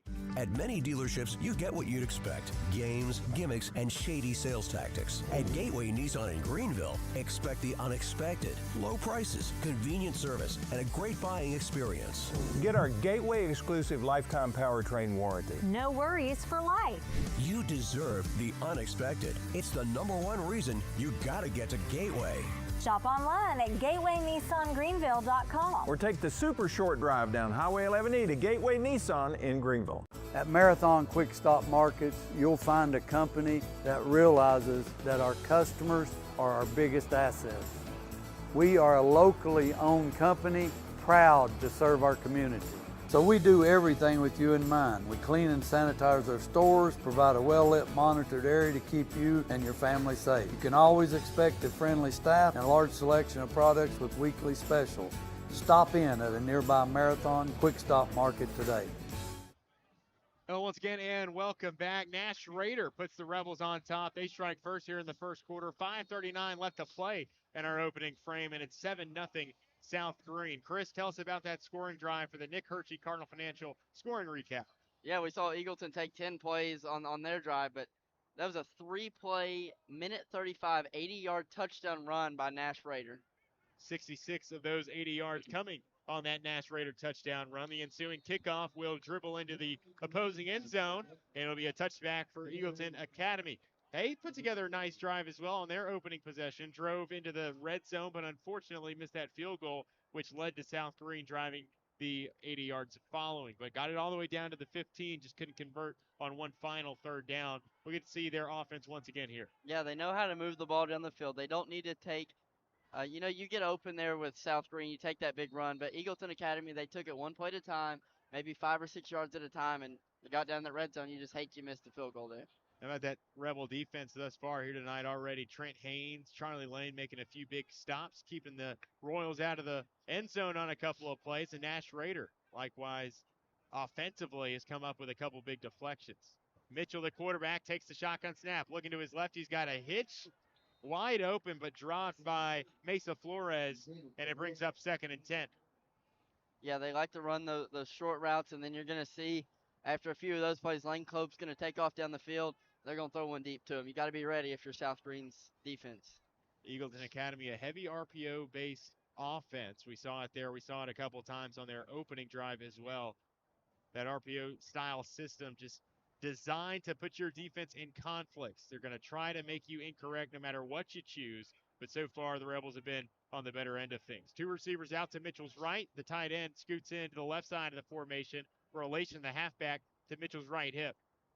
The snap and handoff in between tackles. Relation gets back to the line of scrimmage, but coming in late like a bullet from the right side there is the Rebels' Colton Silvers, the senior defensive lineman, coming in from that defensive end position to make the stop and force 3rd and 9. Yeah, that South Greene D-line there, they're ready to take some contact, and they're not willing to give some. They're willing to give some contact back to them. So a big stop by Silvers, a 1-yard carry by Relation, and it's 3rd and 9 from the Royals' own 21-yard line. Mitchell going to bring in the tight set, 2 receivers out close, snugged up next to the tackles either side. Relation, the running back to his right. Drop back pass, looking to his right. He's got a man open on the corner route, and it is caught and railed in by Lane Cope, the senior wideout. He takes it for a 20-yard gain. Yep, that's what I just talked about there. You're going to see Eagleton Academy. They're going to run the ball. They're going to run that RPO. And then Lane Cope's able to get downfield in that open corner route or the go route, and they're going to make you pay if you're not ready for it. All-State last season as a junior, but hold on. I believe some penalty markers might make us retrace our steps, and indeed, we'll go back inside the 20-yard line now. So mark off the 22-yard gain and the pass completion. It was Cope's first reception of the night. 6 pass thrown by Mason Mitchell, and it backs the Royals up to 3rd and even longer. Yeah, that's a good break for South Greene's defense. They're going to put them in better field position and then make you pay later. But getting to bring them back, now your defense 3rd and 14 needs a big stop here. Twin receivers to either side for the Royals. 2 high safety look for the South Greene Rebels. The shotgun snap to Mitchell. They'll run halfback draw, and it's gobbled up at the line of scrimmage. Coming up big is Heath Norton, the senior. Big stop for the tackle for loss, and it's going to force a Royals punt. That's huge. You get bailed out by that penalty marker, 3rd and 14. You know they're capable of still going downfield on you. They try to get you offset with the HB draw there, and you're ready for it. And that's a big tackle for a loss there. Big for South Greene's defense to give the offense the ball back. And absolutely aided by that holding call, was it? I believe so. that backed up the Royals to third and even longer, negating that 22-yard catch and run. And it forces an Eagleton Academy punt here a couple plays later. Mesa Flores, the punter, with his heels inside the 5-yard line. 2 back deep to return the football for South Greene. Trent Haynes stands inside the 50. Nash Rader backed up towards the 40. Mesa Flores awaits the snap and will punt it away. The ball is off, and it's a wobbler high in the night sky here in South Greene County, and it's going to roll and take an Eagleton Academy roll into minus territory for the Rebels. They'll have it from their own 47 for their second offensive drive of the football game. It's still good field position. You're basically at midfield here. You have an opportunity to go half the distance of the football field, put the ball in the end zone, and take a big 14-0 lead possible. South Greene, quick work in their first drive, 3 plays, not even 2 minutes came off the clock, and it was a 66-yard touchdown run by Nash Rader to put the Rebels on top 7-0. Now 3:27 left to play. A good punt by Mesa Flores, and 52 yards is what the Rebels will have to drive this time around, not the 80 like they had a drive ago. Rader with 2 tight ends in close. They'll run the counter play to the left side, hand it off to Trip Neese. Man, you talking about bruiser of a running back. He rumbles forward for a gain of 4. Yeah, Trip Neese is a big boy when it comes to getting in that line and trying to get some yards, and he's going to get as many yards as he can until you've got 4 or 5 guys that are willing to bring him down. Love the way that he runs the football. Going back to that game against Chucky Doak even, I'm not sure, and we'd have to look at the stats on this, but I have not seen this guy get tackled for a loss at all this season. He just keeps moving forward, keeps those feet churning. Yeah, and I think there's been times that they've met him behind the line of scrimmage, and he just powers through for at least that yard to get across that line. The aforementioned Neese behind Raiders. He slides into the pistol formation. A tight end, 2 receivers out to Raiders' right. Again, counter to the left side, nearly identical. Neese stopped momentarily, but a spurt of energy, and he moves forward, gets pushed past the down marker for a Mars Propane first down. That was a nice run by Trip Neese there. We talked about how powerful he is to get in that line, but he breaks out of the line, has 1 man to maneuver, and he takes that jab step, and he's an elusive back as well. And something that I think gets overlooked due to the power, due to the speed, is just that patience. Very Le'Veon Bell-esque. He's able to read his blocks so well, read that second level, and see where the flow is. And we see there he hits it backside for a big gain. The shotgun snap to Rader, and they'll run quarterback power to the backside, and Rader's got some room. He'll reverse field. All the way inside the 25 is where he'll get tackled, but Nash Rader lowering the shoulder for a 14-yard gain. Brought down by Aiden Price. That's 2 back-to-back tackles there. But you talk about Nash Rader, you hear quarterbacks, they don't want to take the hit. They want to slide, get out of bounds. Nash doesn't care to take contact, and it almost makes him another running back at that quarterback position. 3 carries, 83 yards so far for Nash Rader, including that touchdown that puts the Rebels up 7-0. That is still the lead with 1:40 left to play in the quarter. 2 tight ends set here for the Rebels, 2 receivers out to the right side. Simon Burns, the farthest out to the numbers. Lane comes in motion from right to left. Rader, the shotgun snap, turns around and hands it off to Trip Neese. And he's tackled by Tyson Click as he enters the Gary's Paint Body red zone. South Greene with a 2nd and 6 upcoming. Trip Neese continuing to move the ball down the field. It may not always be a first down run, but he's going to get to that yardage to put you in a better position to get an easier first down. 2nd and 6 coming up for the South Greene Rebels as we creep towards the 1-minute mark here in quarter number 1. Nash Rader breaks the huddle. The 2 tight ends remain out on the field. Charlie Lane to the right side, and Rader going to take the snap, running off to his right. Quarterback sweep play to the field side, and nearly steps out of a tackle to prance into the end zone. Flags flying late, though, and this one might be coming back. Yeah, that's one thing that I would be confident if you're Nash Rader, you're comfortable to run because that line can block well for you. So a first down carry if the flags do not affect the Rebels negatively. And it seems like we might see a holding, and we will. So back it up 10 yards from the spot of the foul, and we'll redo 2nd down for 2nd and long. That's South Greene's 3rd penalty of the game. However, that's the first one that's not come off the opening kickoff. So they're a really disciplined team, and they're gonna make teams pay because they know how to play fundamental football. Another thing to watch is you back this run-heavy offense into obvious passing downs. and a team that might not be as comfortable passing the football, airing it out as much as they would like. It makes things much more difficult when you're faced in second and long and third and long situations. Raider, the shotgun snap, they'll throw a quick bubble screen to Charlie Lane, who makes a man miss and then fights off tacklers before getting wrapped up on his way down to the 20-yard line. Yeah, you talk about you set up in those plays that are basically a known passing play, and they can throw that bubble route and then just let you run an open field. And that will put an end to our quarter. We played one here from Rebel Hill. South Greene leads at 7-0 over Eagleton Academy. We'll take a break when we come back. Our second quarter of action for the Bachman Bernard Game of the Week, presented by Tommie's Plumbing. So why sit on the sidelines when you could be driving a brand new Chevrolet, GMC, or Cadillac from Bachman Bernard in Greenville? Choose from the Silverado, Sierra, Terrain, Acadia, Equinox, Trax, Trailblazer, or Blazer. And wrap yourself in elegance and style while driving a Cadillac, Lyric, or the best vehicle on the planet, the Cadillac Escalade. So don't stumble, bumble, and fumble your way with other dealers. If we don't have it, we'll get it. Make the short trip to Bachman Bernard Chevrolet GMC Cadillac in Greenville, where we will save you money.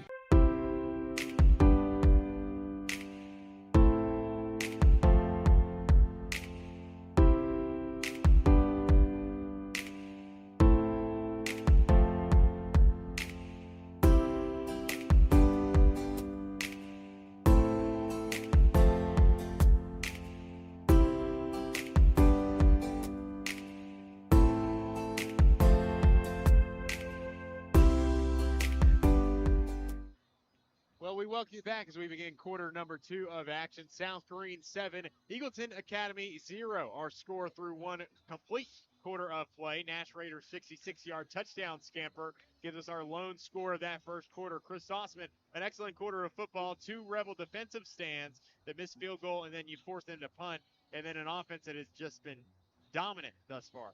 Yeah, we knew coming into this that this South Greene team knows how to play good defense. Despite that last week, you play a team that you didn't expect to come out how they did, but all season we've seen it's been a phenomenal defensive team. We know they can put the points on the board on the offensive side, and you may see it here again on their second drive.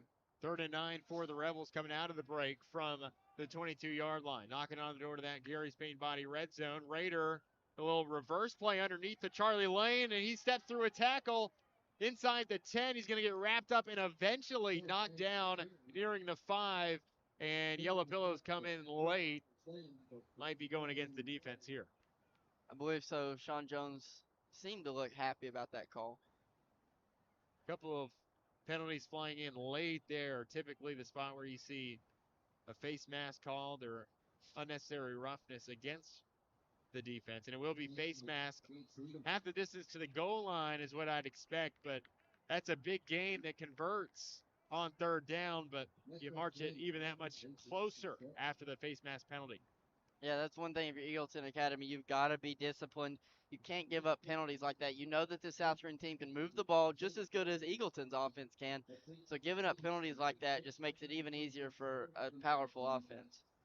16-yard carry there for Charlie Lane. Love the trickery there on 3rd down. But 1st and goal here for the South Greene Rebels. Raider and Nee share the backfield. They'll snap it to Raider. He'll power it forward to his right side, looking to jump over a defender, and the ball is knocked free. It's picked up by Eagleton Academy, and the Rebels fumble it on the goal line. That's tough for South Greene. You get that face mask call that puts you in position. You run that sweep with the quarterback, and I know Nash wants to get in that end zone. I know he wants to get that touchdown, but I think taking that leap of faith and kind of putting you at risk of a helpless offensive player, you hate to see that. Adam Fife, the senior for the Royals, coming away with the fumble recovery, and I feel like we've seen that a number of times this year in college football, Chris, where players are reaching out, trying to get the nose of the football to cross the plane, and it just gets knocked free. And even if it does cross the plane, you're still relying on the officials making the correct call. I don't know if he broke the plane there, but, I mean, like you said, 1st and goal, do you want to take that chance? It's certainly something to ask as Mitchell takes the ensuing snap, and it's a handoff to the halfback Jackson Kaler for his first carry of the day. A productive one on 1st down, and it'll bring up 2nd and 9 for the Royals. Yeah, like you talked about going back to breaking the plane there. 1st down, you've got at least 3 more plays to go for it. So I think it's a little risky, but I understand you're a risky team, and you're gonna take those shots every now and then. The tight end and 3 receivers in the ball game for the Royals. Another handoff to Kaler. Gets wrapped up in the backfield, shrugs off a tackler though, and then Trip Neese going to meet him back at the line of scrimmage for the tackle for loss. But man, what could have been a loss of 5 or 6 turns out to be a net gain there for the Royals. Yeah, that's a good breakaway from the Royals to keep from being so far back. You're gonna lose, I believe, a yard or two there, but good defense from South Greene there. So a neutral run, if you will, and under 10.5 to go. The Royals, who take over after the South Greene fumble, will be looking to convert on another third down where they are 3 of 4 as flags come in from the far sideline. Officials will get together quickly to discuss. And it's going to be a sideline warning against the South Greene Rebels in that home sideline. And just a warning now, but already, I know a couple of them have been on the special teams units, but 4 penalties thus far for the South Greene Rebels have not made matters any easier. Lane Cope comes in motion from the top of the screen, and they run split zone on the inside to the Royals.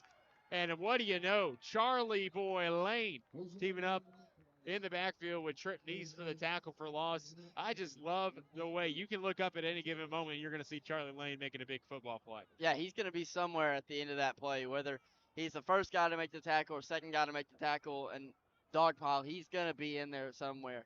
He's a leader on this team, and you know, when you have Charlie Lane in your presence, I think confidence is all and momentum is all on your side. Loss of 3 there on third down, the second straight third down where the Rebels have forced a miscue and made a big play to get off the field. Mesa Flores to boot it away, a high spiraler all the way to the 50 where it takes a South Greene bounce into plus territory for the Rebels. And much like we saw a drive ago, short field to drive for this Rebel offense. Yeah, puts it almost on the opposite side of the 50 you had it last time. So you've got good field position. You saw you could move it down the field fairly easily, I would say, last possession.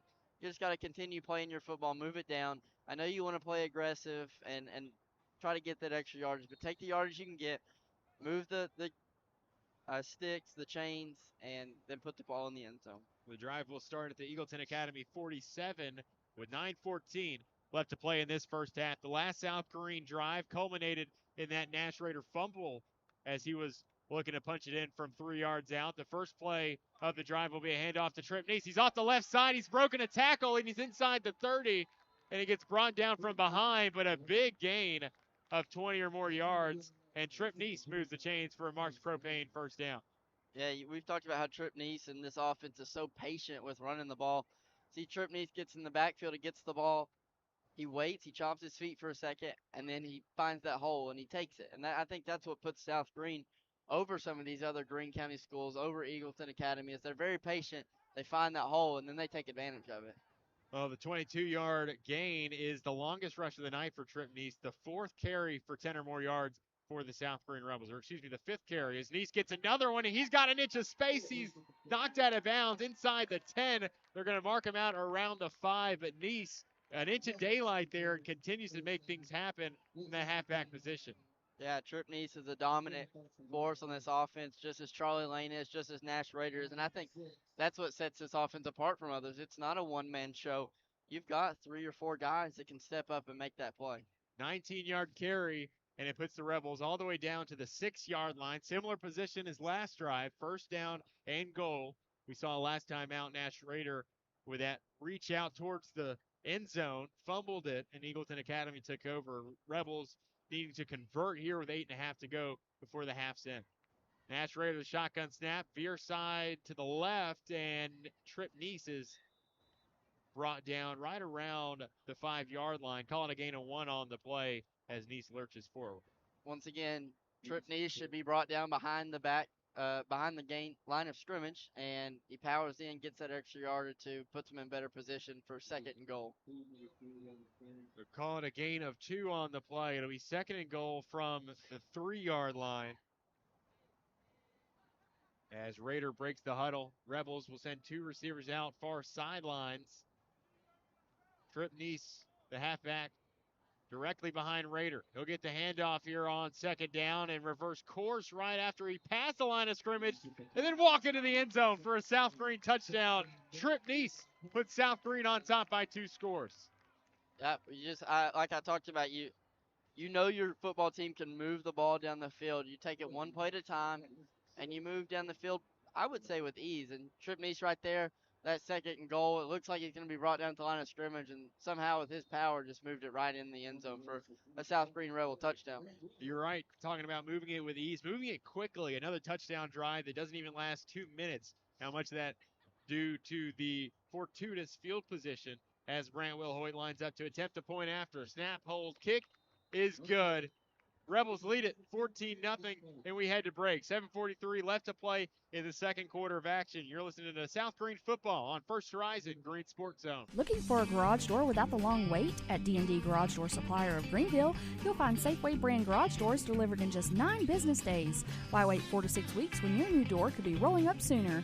They're your one-stop shop with over 25 years of experience, offering doors, parts, installs, and openers, including LiftMaster motors, overheads, and side mounts. Dealers, go check them out. They've got everything you need to get the job done right. Stop by 107 Bohannon Avenue or call 423-278-0622. D&D Garage Door Supplier. Reliable, trustworthy, and opening doors for you every day. In Greenville, we blend beauty with Southern charm. From sharp cuts to flawless color and perfect extensions, we make dream hair real. As milkshake experts, we deliver exclusive treatments, glosses, and pro product advice. Finish your look with nails and waxing done with care. Relax and recharge with our signature Japanese head spa. Come experience the Main Brand difference. At the Main Brand Hair Company, we wrangle your tangles. 7:43 left to play in the second quarter of action, and a 3-yard touchdown run by Trent Neese puts the Rebels on top 14-0 over Eagleton Academy here at Rebel Hill. A productive offensive outing so far for the South Greene Rebels as Will Hoyt boots it away on the ensuing kickoff. Cope will return it from inside the 5-yard line. He's got it up towards the 20, now crossing the 30, and he'll get tripped up by Charlie Lane as Eagleton Academy will look to respond. Chris, tell us about our Nick Hershey Cardinal Financial scoring recap. Yeah, once again, we saw on their first touchdown they scored a minute 35. This time they score in a minute 31 on 4 plays. It ends up in a 47-yard touchdown, and that last play was a 3-yard touchdown, as you talked about, from Trip Neese to put the Rebels up 14-0 with 7:34 to go in the second.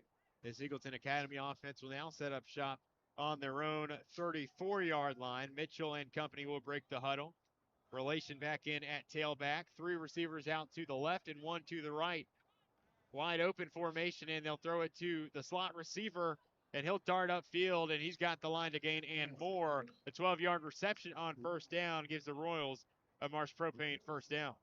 Yeah, they're going to get you with that screen pass, that little slant or hook on that RPO play, and so you've got to be ready for it. You also got to be ready for that run. 12-yard reception by Wyatt Matosian, and the Royals move the chains, now at their own 45. South Greene scrambling, looking for a defensive answer. 2-back set here for the Royals. It'll be a handoff to Relation off the left tackle. Looked like that other halfback likely getting away with a holding call, and Relation pushed out of bounds directly at the first down marker. They're going to give it to him and move the chains for Marsh Propane first down. Yeah, I thought that was a pretty obvious holding call, but Trent Haynes, the freshman, steps up, makes another tackle, and big for this South Greene defense. He's been a big part. I would say he'd be the second Charlie Lane stepping up as the young guy. Really like the way Colton Relation has run the ball here today. 8 carries so far for him through a quarter and a half. Mitchell back to that 2-back set in the Royal backfield. The snap and handoff to Kaler, and he's knocked for a moment behind the line of scrimmage. Thought Charlie Lane coming in, that heat-seeking missile would have been a tackle for loss, but we talk about running backs making nothing or making something out of nothing. Colton Relation does it there for a 4-yard gain. Yeah, Colton's a big senior veteran on this team along with Lane Cope, and a guy that can get you those extra yards just as Trip Neese can. We've talked about been able to move the ball, and right there he gets some extra yards when he should have had nothing out of it. Well, the 2-back formation has worked out so far for the Royals, but as I say that, they're going to motion now Jackson Kaler to the slot receiver. where the Royals now have 3 at the top of your screen. Mitchell, the shotgun snap. He'll drop back to pass. Looking left. He's got a man on the comeback, and it's Mesa Flores reeling in the catch, the toe tap before he exited the playing surface. Man, that was a thing of beauty there from Noel Mesa Flores. Yeah, Eagleton's moving the ball down pretty well. They're running a faster tempo offense. Doesn't give South Greene that time to set up, really make their plays all set. So South Greene, you got to adjust to that quick, or you might put in a hurting later on. –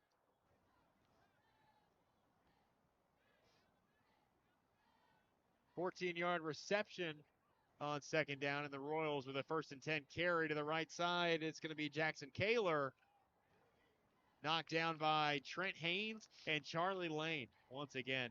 Yeah, I talked about you're going to see Charlie at the end of every play, and he may not be the first guy that makes that tackle, but he's going to be there at the end. Trent Haynes gets the ankle, gets him down, and Charlie Lane finishes it. So after the pickup of 14 and the first down carry that covers 5 yards, it'll be 2nd and 5 with the Royals at the South Greene 26. 2-back set once again. Mitchell with Kaler and Relation in the backfield beside him. He'll drop back to pass, looking over the middle. He's got a man open on the post, and it's a walk-in touchdown for Wyatt Matosian. Touchdown Royals. And they cut this South Greene lead in half. Yeah, pretty efficient drive there by Eagleton, and we know they're capable of doing that. They average 31 points a game, and they're just, I would say, as efficient as South Greene is, who averages 41 a game. So you're going to see the teams put the ball in the end zone, and it's going to go back and forth. So it's going to be which defense can get that extra stop. And how about Mason Mitchell on that drive? 3 for 3. All 3 passes covering 14 yards or more, and the most recent of which culminating in a Royals touchdown. 5:18 to go. Lining up to attempt the point after will be Braylon Stevens, the junior kicker for Eagleton Academy. The snap, hold, kick is up, and will find its way through the uprights, but a flag is down. Will be false start against the kicking team, so it'll back Eagleton Academy up, where they'll now attempt a second kick from the 8-yard line. How many times have we seen it, Chris, the false start after the PAT is good, and then you miss that second kick? Yeah, it's rough, and especially as a kicker, because you don't get a ton of times to go out there. You make your kick, you did what you were told to do, and offense brings you back. You have to kick it again, especially in this cold weather. So an effective answer for Eagleton Academy as they bring it to a 14-6 ball game. Trailing by 8, they'll attempt the point after to make it 7. Here's Stevens to attempt a second PAT. And it looks like they're going to do the hard count on the kick, and we'll move it back up to where it was originally spotted. Back to the 3 after the South Greene offsides. I talked about earlier, I feel like teams don't use the hard count enough like they should. We saw it work earlier. We saw it work there, and as a kicker, you're almost icing yourself with those penalties. But good to get you back in that short kick and try to put it back to the uprights. Much like that opening kickoff, 2 penalties will put a momentary pause on things. Stevens lines up to attempt it again. Snap, hold, and kick is up. No flags are down, and the kick is good. 14-7, our updated score. South Greene leading it by a touchdown. 5:18 left to go in the half. We take a step aside. This is the Bachman Bernard Game of the Week, presented by Tommie's Plumbing.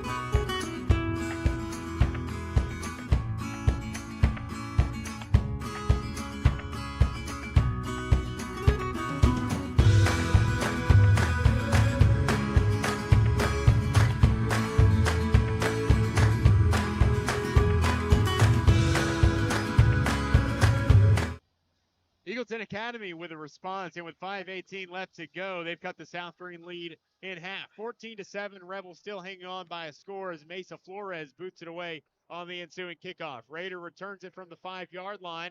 He'll take it up, crossing the 15. He's going to reverse field off to the left, following a couple blockers, and get pushed out of bounds before he can return to the 20-yard line. Chris, tell us about that Eagleton Academy touchdown drive for our Nick Hershey Cardinal Financial scoring recap. Yeah, we saw some pretty quick scores tonight. That drive was a 7-play, 2-minute, 15 seconds that was a 68-yard drive that ended in a touchdown pass to Wyatt Matosian on the post route there to put Eagleton Academy back in the game. Still trailing 7, but 5 minutes, 8 seconds to go in the second quarter. Still a lot of time to play for. Well, a couple other score updates from around the region. Chris, we talked about how that Greenville-Granger game might get out of hand quickly. I didn't even think they would be that quick. 7 seconds in, and Greenville with a fumble recovery, a scoop and score to get up 7-0. Elsewhere in Sevier County, Kipton ball finding Dominique Atchison for a touchdown run, as I believe that is Trip Neese getting tackled for a rare loss on the play. Loss of 5. Had to bring up 2nd and 15, but Chris Kitson ball hitting Dominique Atchison for a 26-yard touchdown to take the lead against Pigeon Forge, or excuse me, no. Extra point was missed, so they trail 7-6 with 5 minutes left in that second quarter. Huskies leading the Sunbright Fighting Tigers 26-0 after a 71-yard touchdown by Braden Weems. Some good games to keep on for, especially that Pigeon Forge game. Looks like that was a drop snap there. And penalty markers fly in from the near sideline. Looks like it might go against that Rebel offense. And it'll back them up even further to now face a 2nd and 20 from inside their own 10. Definitely something they've not been used to is this field position. They've had their last 2 drives around that 50-yard line, so they're going to have a lot to move down. But we've seen it before in this powerful offense. They can make things work, and they can get down the field. Nash Rader sends 3 receivers out to his right. Trip Neese, the halfback, in tow. 1 man to the boundary. He'll drop back to pass, looking to his left, then right. Rolling out to his right now. He's back deep in his own end zone, and he's going to get pulled down before he can get back to the line of scrimmage. The ball popped out late in a spot where I think you could throw a penalty for intentional grounding. The ball did not get back to the line of scrimmage, as if intentional grounding would be the case. You would have to get that back to the line of scrimmage, and they're just going to mark him out at the 1-yard line. So he got dragged down before he get the throw off. Interesting call there. But if you're South Greene, you're still backed up. You've got a lot of ways to go. I believe looks about 97, 98 yards to go. 3rd and 28, definitely not a spot that you're used to being in. You're going to have a big play here. It's going to be a passing play. So the knee was ruled down, and Nash Rader now 5 yards deep in his own end zone. Will have to take the snap. They'll power it off to the left side. South Greene looking for some damage control, and Nash Rader going to bulldozer his way down to the 10. Definitely a passing play opportunity if you're wanting to try to get that first down. I guess there they just want to get in better field position for the punt. Maybe get out of your own end zone trying to punt the ball. Yeah, if I'm a play caller there, I'm just trying to give Brant Wilhoit some cushion. I think the Rebels did a good job there with a 9-yard carry by Nash. So the Rebels will punt it away. Brant Wilhoit now with his toes inching towards the goal line. Lane Cope, the return man, with his heels at the 50, directly at midfield. Wilhoit will get the punt off. A wobbler off to the right side. It'll take a South Greene hop, but it won't get to the 40-yard line. So a tall task to begin with, and Eagleton Academy with a much shorter field on their 4th drive of the game. Yeah, definitely in good field position here. 2:58 remaining to play, and we've seen both these offenses can score under 3 minutes. So you definitely, Eagleton Academy, especially in good field position, you may see some points on the board here and may see a tie ball game going into half. The first 3 drives for the Rebels, we saw a touchdown, that fumble, but the drive that got to the goal line, and then a touchdown. This is the first time they've punted here tonight. Meanwhile, Eagleton Academy, a missed field goal their first go-around, 2 punts, and then that touchdown drive after that catch by Wyatt Matosian. They'll take up shop from the Rebel 36. Carry to the left side, it's Relation. He's got the edge, and Charlie Lane laying the hammer before Relation can get to the 35. Yeah, a big hit by Charlie Lane there. And like we talked about, he might be in the middle of the field, but the ball's on the left side. He's going to get there. And he did right there. Chris, I see this guy play basketball, and you would not believe it's the same guy that's playing. Interesting. Definitely a football player. I'll say that about Charlie Lane. Not the most shoot first type of guard, but pretty good in the block. Does he rack up the fouls down low? He does. No, I'm so glad you mentioned that. He probably fouled out more than anybody else in the county last year. That and Chandler Gamble. For all those South Greene fans listening, you can attest to that. Drop back pass by Mitchell. He's looking for Matosian deep, who reels in a circus catch, but no, it's ruled incomplete pass. The ball hit the turf, and we will have a 3rd and 10. It's a good throw there by Mason Mitchell.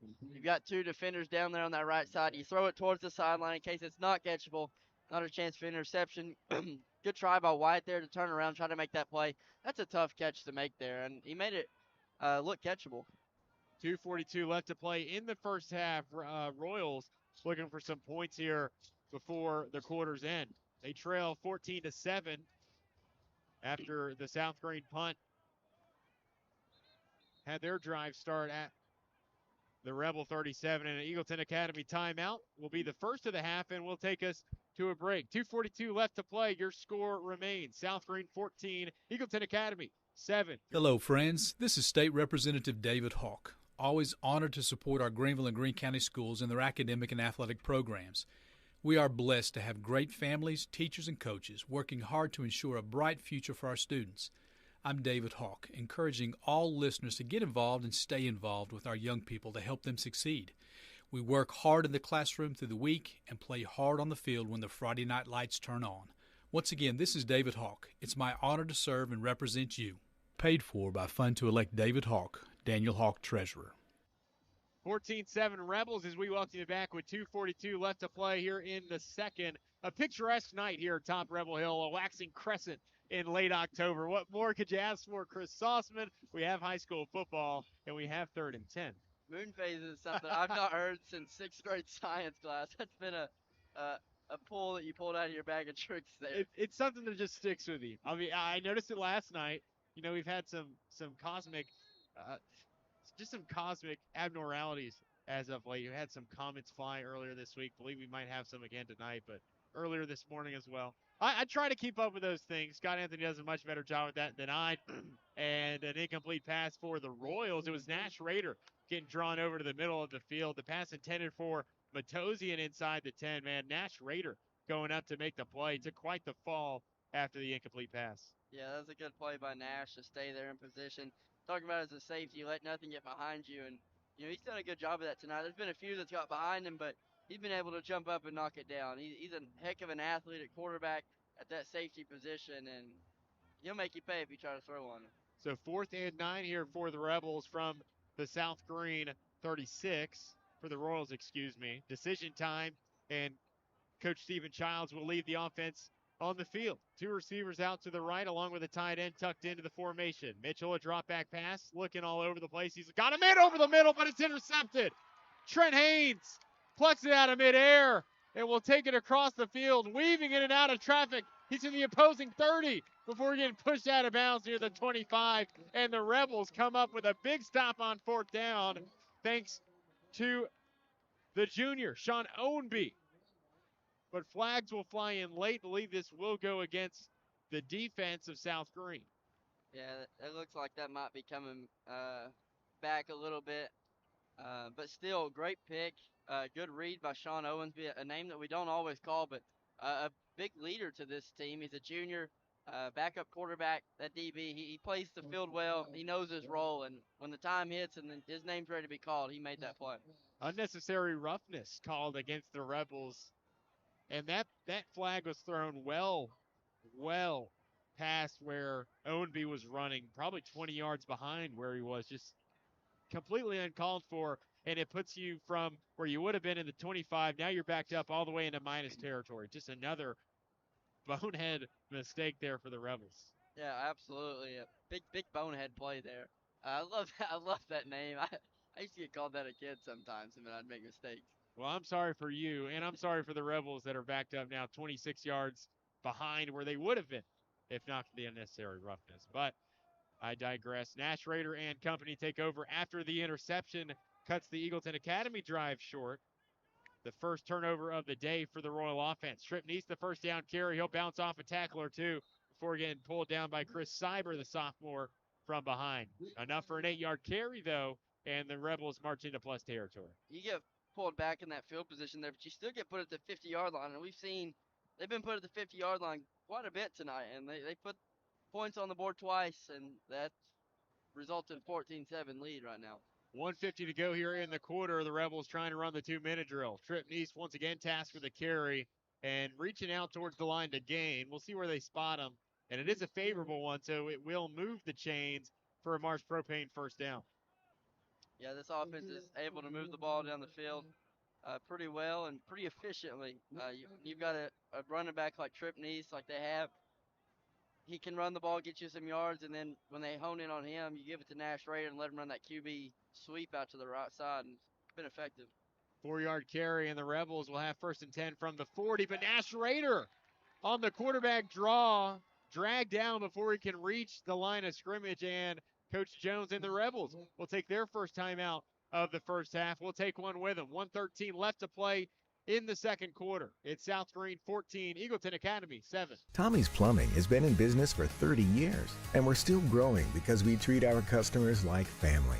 We are proud to do any job from kitchen faucet installation to a complete home repipe.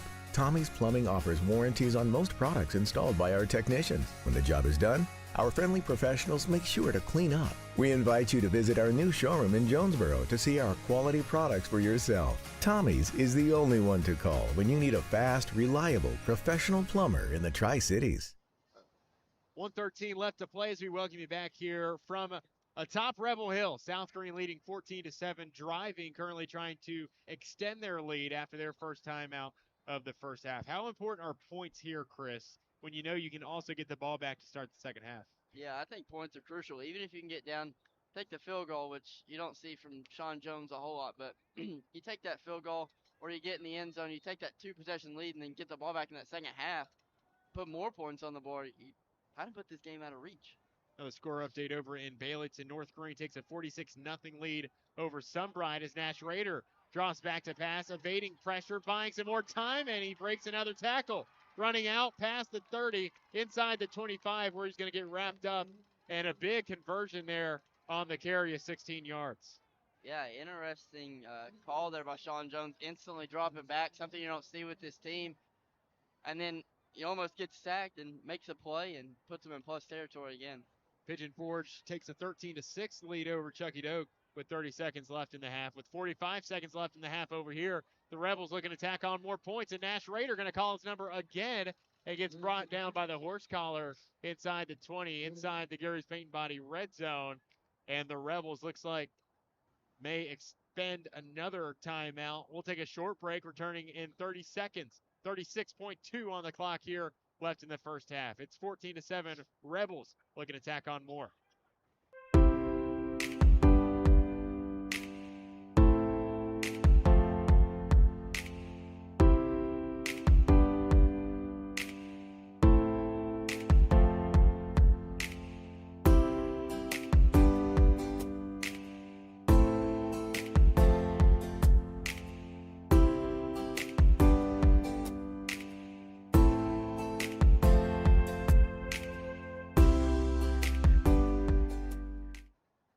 Six seconds left to play here in the second quarter of action. 14-7 our score here from South Greene. We're going to talk about that score from Burley Stadium in just a moment, but just let me assure you, it is one of the most wild ways to get to 28 I think I've ever seen in my life. Wild, Chris Sauceman, and it's an absolute rout in Burley Stadium. Let's hear it.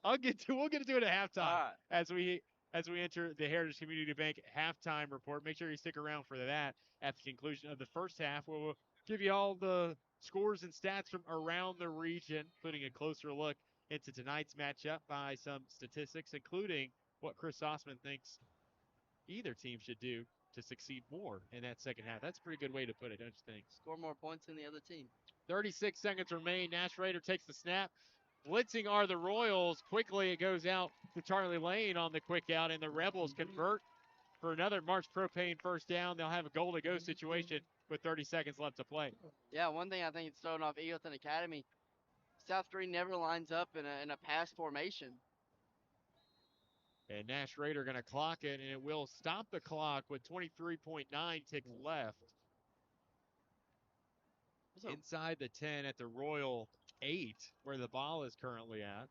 It'll be second down and goal for the Rebels. It's one of the most aggressive spikes I have seen in a while. Both hands on the ball, straight at the ground with all his force. But got to make it known that you want that clock stopped because you want to put points on the board going into half. Nash Raider, a fan of the weight room, as I'm told.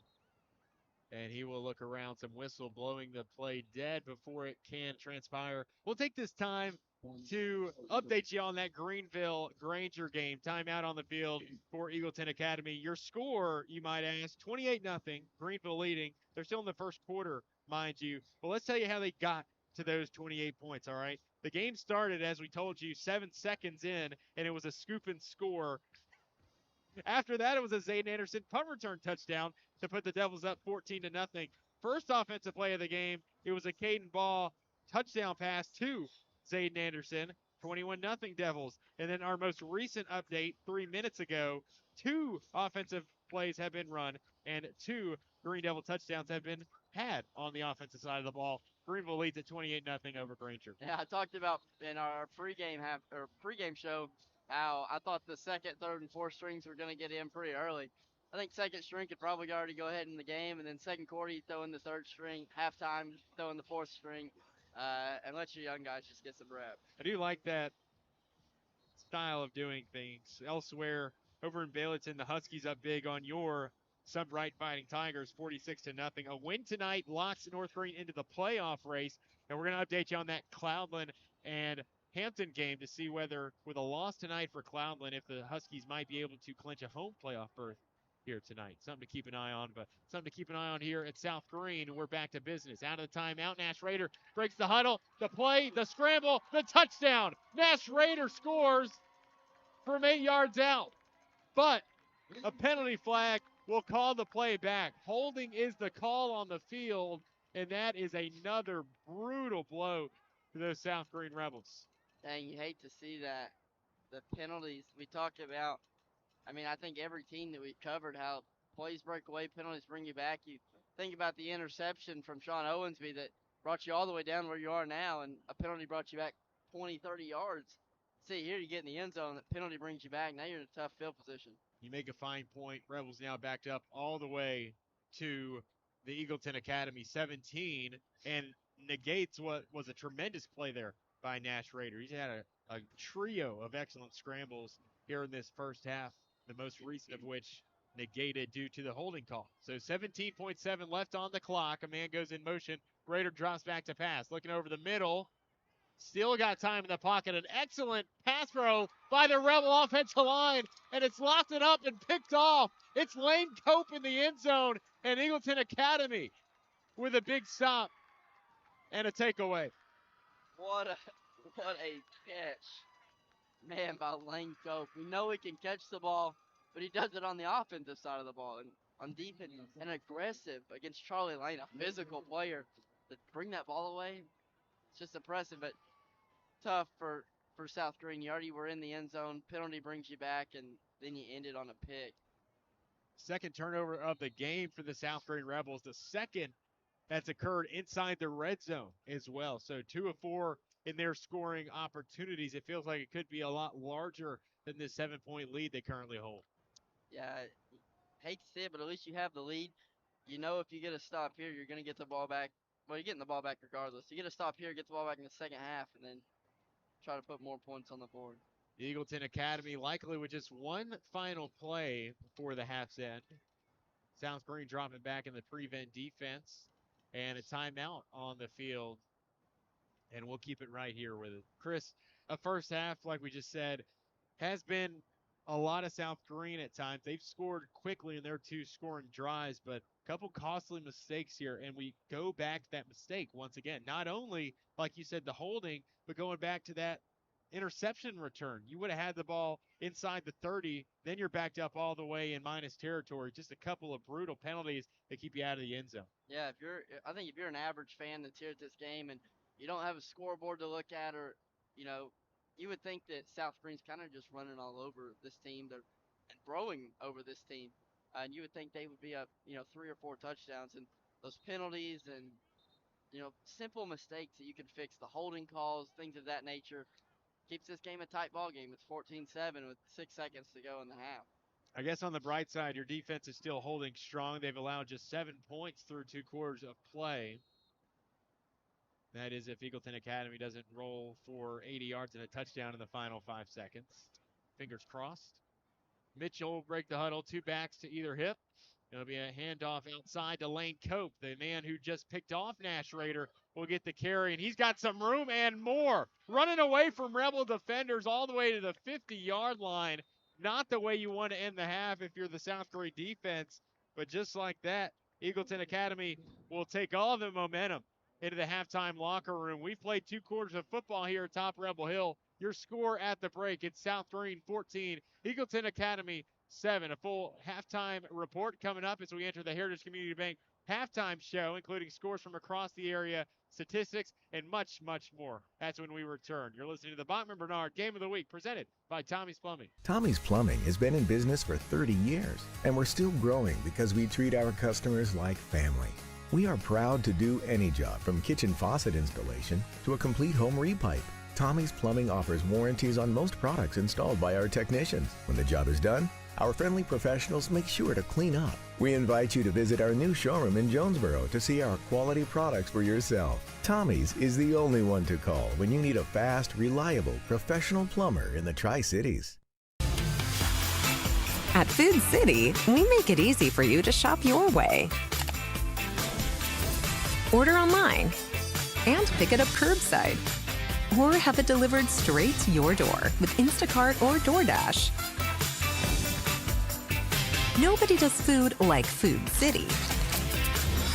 And now, get it straight from our doors to yours. Value every day, Food City. At many dealerships, you get what you'd expect. Games, gimmicks, and shady sales tactics. At Gateway Nissan in Greenville, expect the unexpected. Low prices, convenient service, and a great buying experience. Get our Gateway exclusive lifetime powertrain warranty. No worries for life. You deserve the unexpected. It's the #1 reason you gotta get to Gateway. Shop online at gatewaynissangreenville.com. Or take the super short drive down Highway 11E to Gateway Nissan in Greenville. Welcome back here to Rebel Hill as South Greene Rebels lead Eagleton 14-7. I'm Derek Charlton here. Going to go over some scores from around the area and local scores. Halftime, Cloudland is leading Unaka 49-0. Cloudland 4-4, continuing on their winning ways. Unaka 0-8 on the season. Second quarter, minute and 12 seconds to play. Morristown West leads Cott County 27-14 at halftime. Hampton leads Cosby 16-6. Hampton looking to stay one-loss team moving through the bottom half of their schedule. Second quarter, Claiborne leads Cumberland Gap 7-0. Halftime, David Crockett leads Daniel Boone 14-7. Crockett looking for their 3rd win of the season. Daniel Boone looking for their 2nd win of the season. The start of the second quarter, Seymour trails Elizabethton 14-7. First quarter, Greenville 28, Granger nothing. Second quarter, Gatlinburg Pittman looking to stay perfect on the season, 27-0 as they lead Johnson County. Jefferson County leads Morristown East at halftime 31-0. Sunbright trails North Greene at halftime 46-0 as North Greene is looking to fight back after their loss last week. Second quarter, Truckee Doak trails Pigeon Forge 13-6. Westridge trails Science Hill 14-7. Those are 6-2 teams on the year. Cherokee is trailing Volunteer 12-7 in the first quarter. When we come back, we'll rejoin with Matthew and Chris Sauceman there for the Heritage Bank Community Halftime Report here on First Horizon Green Sports Zone. At Marathon Quick Stop Markets, you'll find a company that realizes that our customers are our biggest assets. We are a locally owned company, proud to serve our community. So we do everything with you in mind. We clean and sanitize our stores, provide a well-lit monitored area to keep you and your family safe. You can always expect a friendly staff and a large selection of products with weekly specials. Stop in at a nearby Marathon Quick Stop Market today. At Heritage Community Bank, we offer local banking with local decisions. Stop by any of our 3 convenient locations and see how Heritage Community Bank can serve your needs. We're here to stay. We're not for sale. We're not merging. We're local, and we intend to stay that way. From small business banking to personalized checking accounts with online and mobile capabilities, Heritage Community Bank can take care of all your banking needs. Visit us online at hcbonline.us, member FDIC, and equal housing lender. With the hustle and bustle of life, why not let Ashley Drug, a locally owned pharmacy, take something off of your plate with their med dosage packaging? Have your medications conveniently labeled with the date and time to take them, and while you're at it, utilize the free delivery service for those times that you can't get out of your house. Need an easy way to refill your medications? You can order and manage your refills today with text alerts. Text RX Local to 64890 to sign up and get started. Don't let life pass you by. Get out and enjoy every minute and let Ashley Drug help you do so. Located in the West Greene Shopping Center.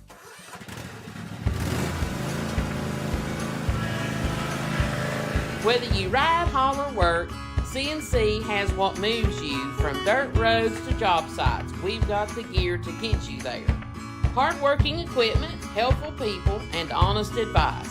Whether you haul tools, toys, or livestock, CNC Custom Trailers has the equipment you need and the upgrades you want. CNC Custom Trailers, where you're more than just a customer, you're a neighbor. No more sitting in a waiting room when you're feeling awful. Eagleton Drug Company now offers a all-in-one test kit. Just pick it up at 515 Van Hill Road in Eagleton. Take it home and test once for COVID, flu A, flu B. Then call or text us a picture of your positive results, and a pharmacist will fill your prescription for easy pickup, all from the comfort of your own home. Eagleton Drug Company, 515 Van Hill Road in Eagleton, or visit our website, eagletondrugcompany.com. One thing we all have in common is the need for a good running vehicle. Here at 107 Tire and Service Center, we make that achievable with our affordable prices on repairs. Our certified techs equipped to work on any major or minor repair from brakes to engine replacements, and we offer high quality parts and a 12-month or 12,000-mile parts and labor warranty on most repairs. Come and see us at 6256 Irwin Highway in Chuckey, Tennessee, or give us a call at 620-4970. Hello once again, and welcome back here for the Heritage Community Bank halftime report, where South Greene currently leads Eagleton Academy 14-7, just about 10 minutes away from commencing our second half of play. Derek Charlton just took you through our scores from around the area. We do have your stats here at the break as Chris Austin and I rejoin you here at the halftime break. Eagleton Academy, we'll start with them. Individually, it has been a game of, I don't know, how do you call it, Chris? Just give and take at times in that first half. Mason Mitchell, 4 of 11 through the air for 71 yards, a passing score, but an interception as well.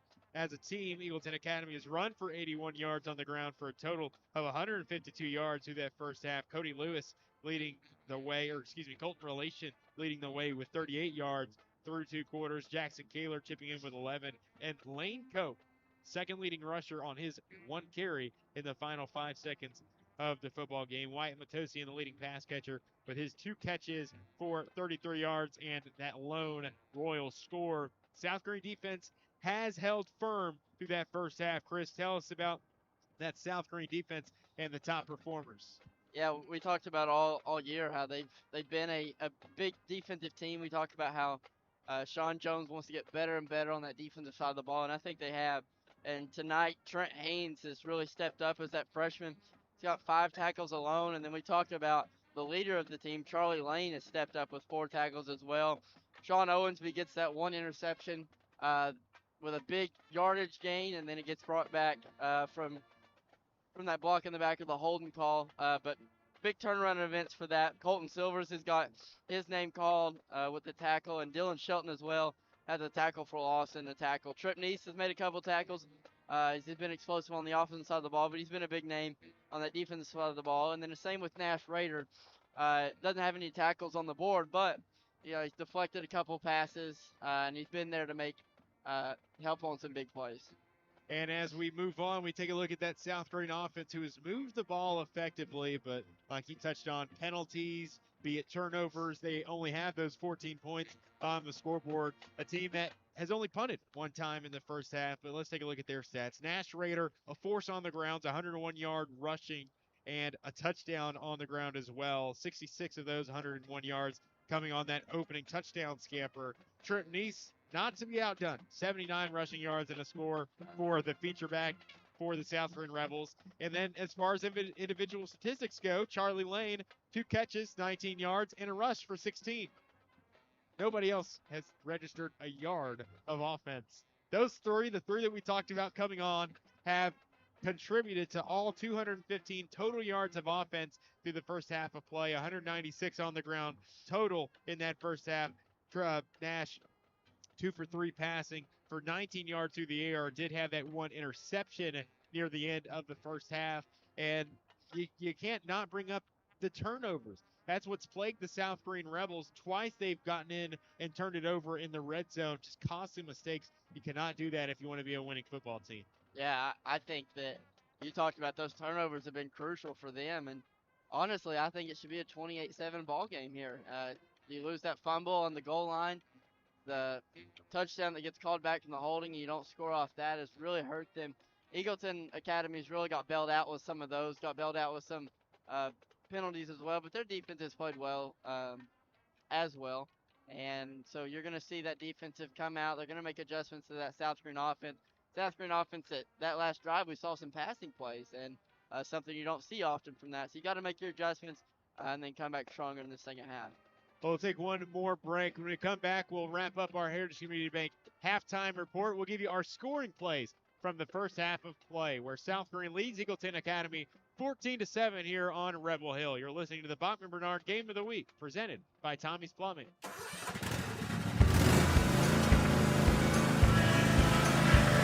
Whether you ride, haul, or work, CNC has what moves you from dirt roads to job sites. We've got the gear to get you there.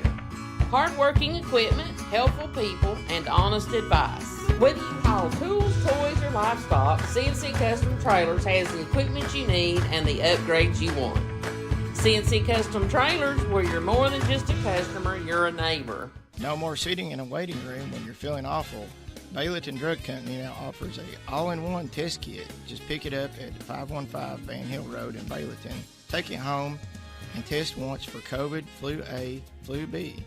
Then call or text us a picture of your positive results, and a pharmacist will fill your prescription for easy pickup, all from the comfort of your own home. Eagleton Drug Company, 515 Van Hill Road in Eagleton, or visit our website, eagletondrugcompany.com. One thing we all have in common is the need for a good running vehicle. Here at 107 Tire and Service Center, we make that achievable with our affordable prices on repairs. Our certified techs equipped to work on any major or minor repair from brakes to engine replacements, and we offer high quality parts and a 12-month or 12,000-mile parts and labor warranty on most repairs. Come and see us at 6256 Irwin Highway in Chuckey, Tennessee, or give us a call at 620-4970. And we welcome you back here for the Heritage Community Bank halftime report. Just about 3 minutes away from opening up action as we begin the second half. But here at the halftime break, South Greene leads Eagleton Academy 14-7. A turnover-plagued first half for the South Greene offense led to them turning it over twice inside the red zone, and that has largely been the part to their 7-0 lead, just being 7 here at the break. Let's get you caught up to date with those scoring plays from the first half. Eagleton Academy wins the opening coin toss. They receive the football, drive it down into the red zone. They would then miss a field goal. After the Royals missed that field goal, the South Greene Rebels would take 3 plays, less than 2 minutes, and drive 80 yards down the field, capitalizing in a 66-yard touchdown run for Nash Raider. Eagleton Academy would have the ball back. They would punt. South Greene gets it back on the short field. Nash Raider driving, reaching out towards the end zone, fumbles the football, and Eagleton Academy recovers it. They take over. But another punt is how that third drive of the game ended for Eagleton, and the football went back to South Greene. Now, Trip Neese accounted for every yard on that drive.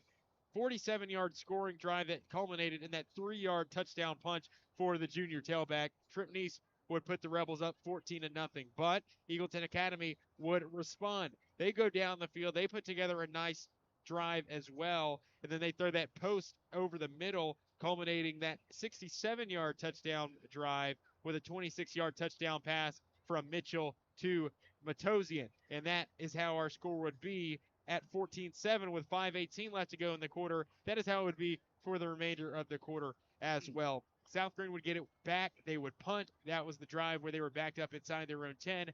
But then Eagleton Academy, with the short field, drove down. They threw the interception, the one that gets returned all the way down to the 25, but brought back due to the unnecessary roughness. South Greene driving would throw an interception of their own near the half's end, and that's how we have it through 2 quarters of play. We'll take one final break. When we come back, our keys to success for the second half between South Greene and Eagleton. Rebs lead the Royals 14-7 here at the halftime break as you listen to South Greene football on First Horizon Green Sports Zone. At Heritage Community Bank, we offer local banking with local decisions. Stop by any of our 3 convenient locations and see how Heritage Community Bank can serve your needs. We're here to stay. We're not for sale. We're not merging. We're local, and we intend to stay that way.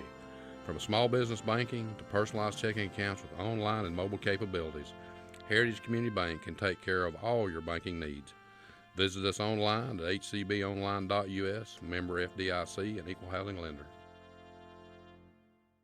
This is the Bachman Bernard Green Sports Zone Game of the Week, presented by Tommie's Plumbing, brought to you in part by Terry's Flooring, Heritage Community Bank, Bayleton Drug Company, State Representative David Hawk, and 70 and Summer Coin Laundry.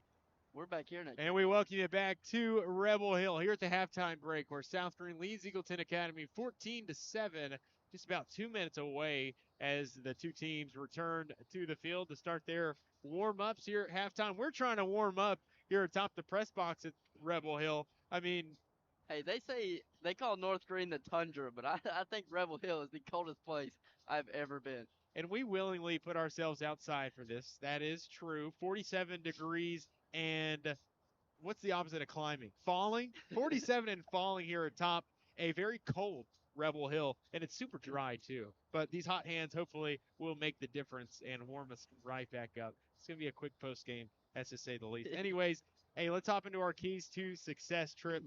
I called you trip. Chris Sauceman, the cold's getting in my brain here. But, hey, turnover riddled first half for South Greene. You want to improve that. You want to improve the red zone offense. That'd be my keys. What do you think South Greene needs to improve upon on the offensive side of the ball besides just not turning it over? Yeah, obviously the big point is the turnover. You can't make those. But I think I talked about at the beginning of the game how disciplined this team was on the penalties, how they had kind of gotten their act together. And then tonight we've seen unnecessary roughness, the holdings, those simple penalties that can be fixed in just playing fundamental football. So to hold the penalties down, just play clean football coming out. You know your offense could score without a holding call. You know your guys can take it back. You don't need that, unnecessary roughness call. So clean up the penalties, I think, is going to be the biggest thing, and then just let your offense do the work.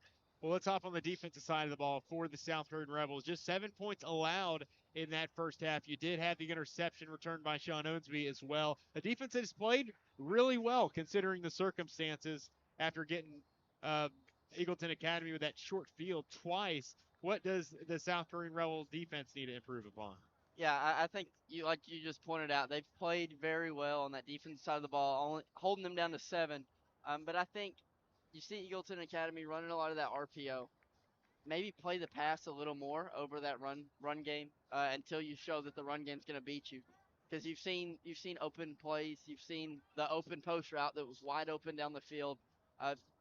So hone in on those, play that pass coverage a little more until you need to go to that run defense. But definitely going to be a point of emphasis. Something that I asked at halftime, Chris, and we talked in between breaks, but needing to get their star wideout, there being Eagleton Academy's star wideout, involved more. Lane Cope, saw him targeted a couple times, did not have a reception in that first half, but he did have that carry to end the first half, which covered 32 yards. If I'm Eagleton Academy, I'm wanting to get Cope a little bit more involved as we begin this third quarter. Yeah, I 100% agree. And, you talked about that's your top tier receiver, and all you've seen is an interception and one run play. It was kind of meaningless there at the end of the half. So, he's had a couple returns, too. Yeah. get him involved, and let him try to make some big plays and then build momentum off that. I think with that big run there at the end of the half, you got some momentum coming out of half here. So let your defense work and then let him go to work on the offensive side of the ball. And the only thing that works against you, you won the opening coin toss and chose to receive. So now South Greene will receive the second half kickoff. So all that momentum that you built up going into halftime could be all but erased with a touchdown drive here for the Rebels. So as we set to kick it away here to begin our second half and hopefully start to warm up as we start this third quarter as well. 14-7 our score here coming out of the break. Noel Mesa Flores. I'm going to put him on the all names list just because I want to, Chris.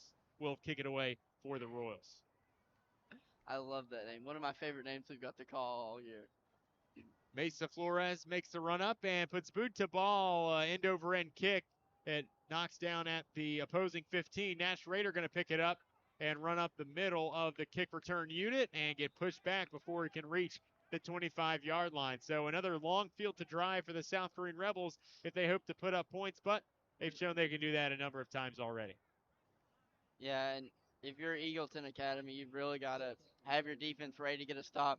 You don't want to go down 2 scores here, giving South Greene momentum in this cold weather. So you want to stop here. You need it big, and you need Lane Cope to step up. You need Jonathan Joyles had 2 tackles for losses this game. Connor Cox has 2 tackles. You got to get them involved. The South Greene drive will start at their own 23. The shotgun snap, and again they run that counter play with Charlie Lane, but it's read perfectly by the Royal defense, and bringing him down in the backfield, it's Connor Cox, the senior, for a big tackle for loss. Yeah, if you're Eagleton Academy, that's exactly what you needed. You don't see South Greene getting tackled a ton behind the line of scrimmage. You've seen it twice tonight by the same guy, but you need more of those. You need to build the littlest momentum that you can to weigh in your favor. We touched on it. Charlie Lane, Nash Rader, Trip Neese accounting for all 215 yards of total offense for the Rebels in those first 2 quarters. Would like to also see them distribute it out a little bit better. Rader, the pass fake in the handoff underneath, the draw play, read like a book, and it's Tyson Click getting credit with the stop in the backfield. 2 plays, both for negative yards, and the Rebels faced with a 3rd and long. Yeah, I think we saw that momentum from that one run before half. I think it carried on Eagleton's side, and they said, we may not get the ball in the second half, but we're going to keep that momentum, and right now they've shown it. Tripp, if you're watching this, we're sorry. We jinxed you. We said that you have never gotten tackled for a loss. This is the second time he's been stopped for a loss today, but he can make up for it. So maybe that's an opposite jinx as the Rebels run power read, and shooting up the middle is Nash Rader for a gain of 20. Pulled down by the horse collar. Some yellow penalty markers flying late on the tail end of that one. Yeah, good run by Nash. And that's one thing we talk about is Nash, while most quarterbacks are going to beat you down in the air, Nash is going to beat you on the ground. He's fast, he's elusive, and he doesn't care to take a hit. And so he's going to burn you if you let him.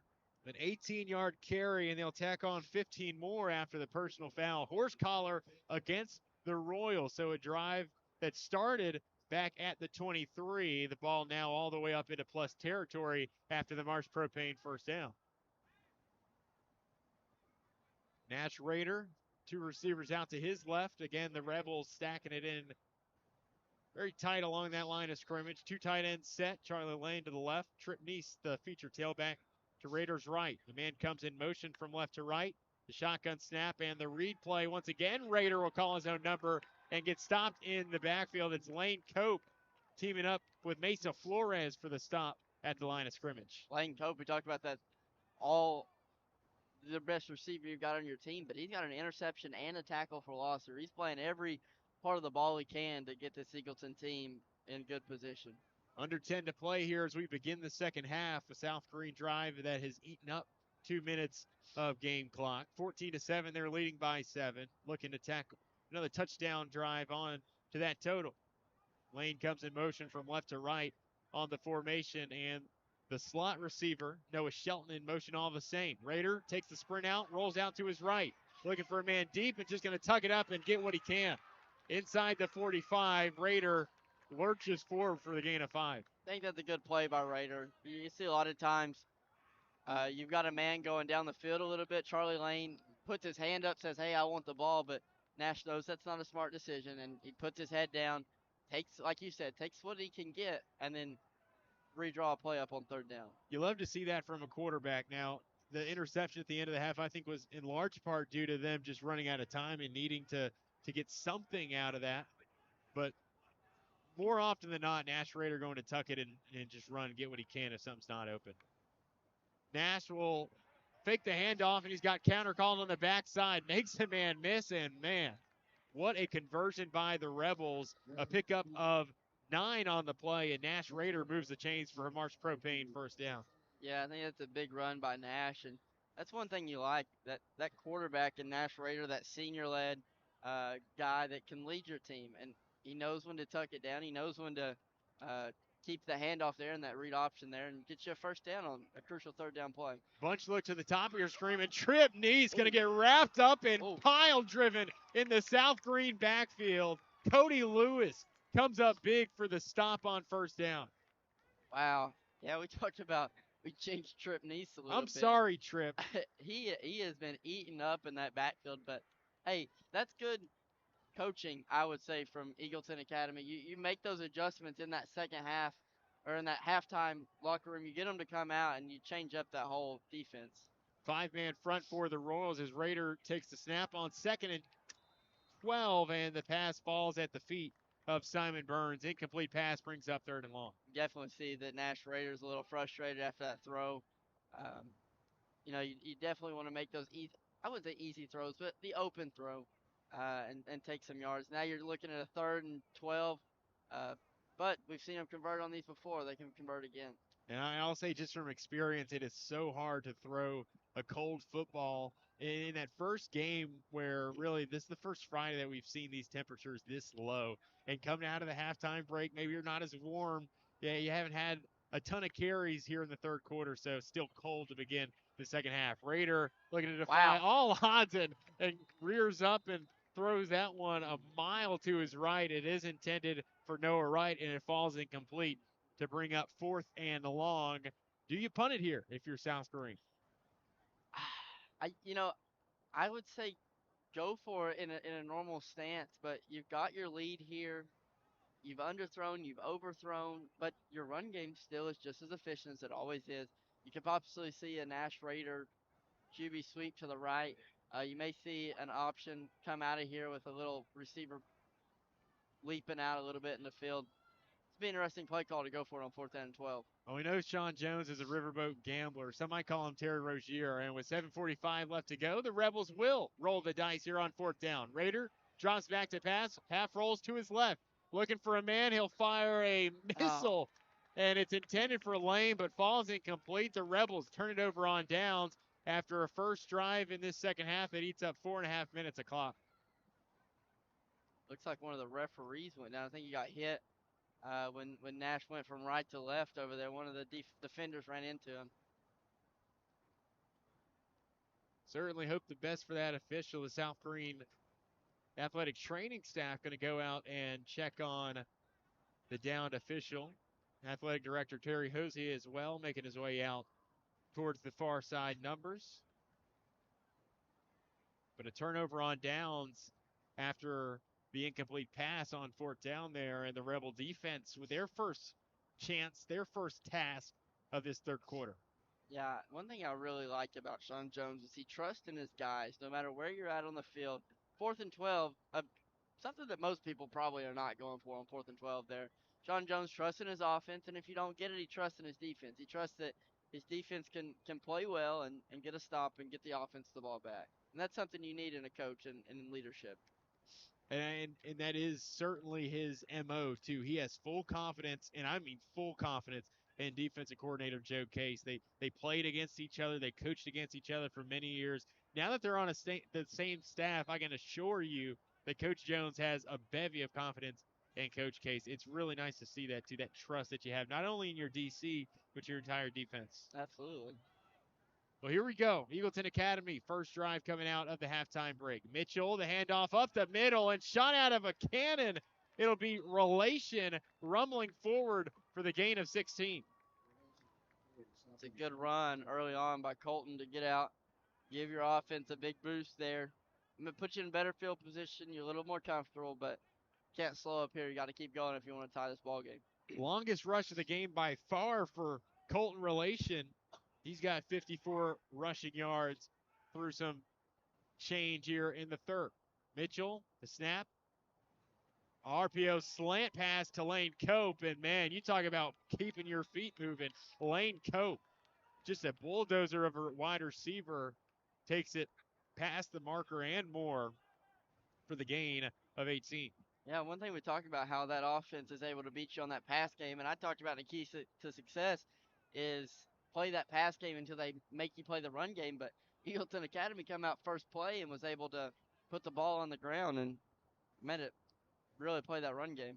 In the two plays they've run coming out of the gates, Eagleton Academy now 3 goes to that two-back set, a formation they've had a lot of success with already here tonight. The RPO game has also been very kind to the Royals, and Cope going to get in on the rushing attack once again and get the carry off the left tackle, taken down right at the 20 and right near the line to gain. Eagleton Academy is really moving down the field. They get that stop on 4th and 12, and we've seen in a lot of their drives, they're taking 8-9 plays to get down the field, and in 3 plays here, they've really marched down this field. Another Marsh Propane first down, and the Royals with their toes on the Gary Spain body red zone. Again, they trade that tight end, Tyson Click, from the left to the right side of the formation. 2 tight ends set. They'll hand it off once again, this time to Relation, and they pulled 2, but once again, Charlie Lane sticking his nose in the business of Eagleton Academy and gets a big stop right there at the line of scrimmage. You ever watching a South Greene football game and you maybe can't see exactly what's going on and a tackle's made? You can just about assume Charlie Lane was probably the tackler. Absolutely. I mean, I love the way this kid plays. He's on my all defense team already here in week 10. He's been on it since he made that hit against Chucky Doe. That's a big hit. Mitchell going to break the huddle. Motion Click from left to right. 2 receivers split out to the right. Mesa Flores, the lone man to the boundary. Play fake and a pass. Mitchell looking for the end zone. He looking for Mesa Flores, and pass is broken up by Angel Sanchez. Rebels likely getting away with a pass interference or a holding penalty there. Mesa Flores, if not for being dragged down, would have surely dragged that one in. I think it was both ways. I think Mesa also kind of pushed off a little bit. Maybe that's why you don't see a call there. Kind of physical contact through both. You're just going to let them play it out. But a good ball, I think, by Mason Mitchell to trust in your receiver, throw in that corner. Now you got 3rd and 10 once again. 5:03 left to play in the quarter. The money down has been crucial here tonight. Eagleton Academy looking to come back from the 7-point deficit. 14-7, South Greene with the lead. Mitchell at the snap was barking out instructions, and a penalty flag flies in from the back judge. That delay a game there or false start? I didn't get the call, Chris. I would assume delay of game since the back judge called it there. Back judge isn't normally one to call a false start. Okay, yes. Context clues, I love it. I didn't see a signal, and so I had to make sure. 3 receivers go out to the right, and a tight end on the left side of the formation. Obvious passing down here. They'll run the RPO game once again, looking for Cope on the slant. And even when he doesn't make a tackle, he's always getting involved. Charlie Lane coming in, delivering the finishing blow and knocking that pass out of the hands of Lane Cope. Yeah, that's a good play call. You run that RPO with the double slants, and you've got a receiver that even when Cope almost made that play, he bobbles it up, and Wyatt was still right behind him and almost made just good as a catch. Wyatt's had 2 balls that really wasn't a good spot for him and almost come down with them. They're called hospital balls where I come from. And you're right. Definitely had one there, too.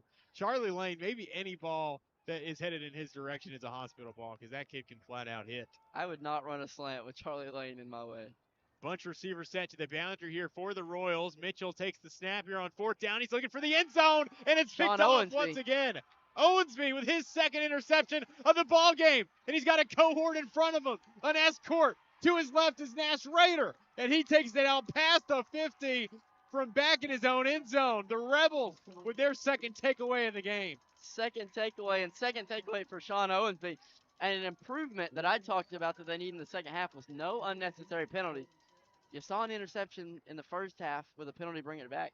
See a second interception this half, no penalty. That's improvement. That's what you need in the coaching staff. And what a tremendous return there by Owensby, but not only him, but the two blockers that he had out in front of him. I saw Nash Rader, but I also saw another blocker right around the 30-35, which helped spring that big return. Yeah, a good return and puts them in good field position. We've seen it time and time again. They get put right about that 50-yard line, and they've scored quite a few times. Nash Rader and co. with a much shorter field to drive this time around. The snap and handoff to Trip Neese off the right guard, and he's brought down from behind by the linebacker in DC Cole. Good run by Trip Neese, getting some yardage. Puts you in a 2nd and 4, I believe they're going to call that. And so you're good field position and get another first down. Good field position to keep moving the ball. Big 6-yard carry there for Trip Neese. And the Rebels, for the first time, and it seems like quite a while, that they don't have first and long after a negative play or a penalty on an early down. But we'll see what becomes of it. 4 minutes remain in the third quarter of action. Rader, the Rebels with a ton of people on the line of scrimmage. It's a power read once again, or a zone read rather. Lane Cope brings down that tackle there. He is everywhere. Almost like we talked about Charlie Lane and that South Greene guy that he plays the defensive ball as the one guy, plays offensive ball as the 2 or 3 guy. That's Lane Cope for Eagleton Academy. 8-yard carry there for Nash Rader. And the Rebels are moving. Fresh head of downs after the Marsh Propane first down at the Eagleton Academy 33-yard line. As Rader will look to the sideline, shout out the play to the offensive line. Rebels going to stack the box. So will Eagleton Academy.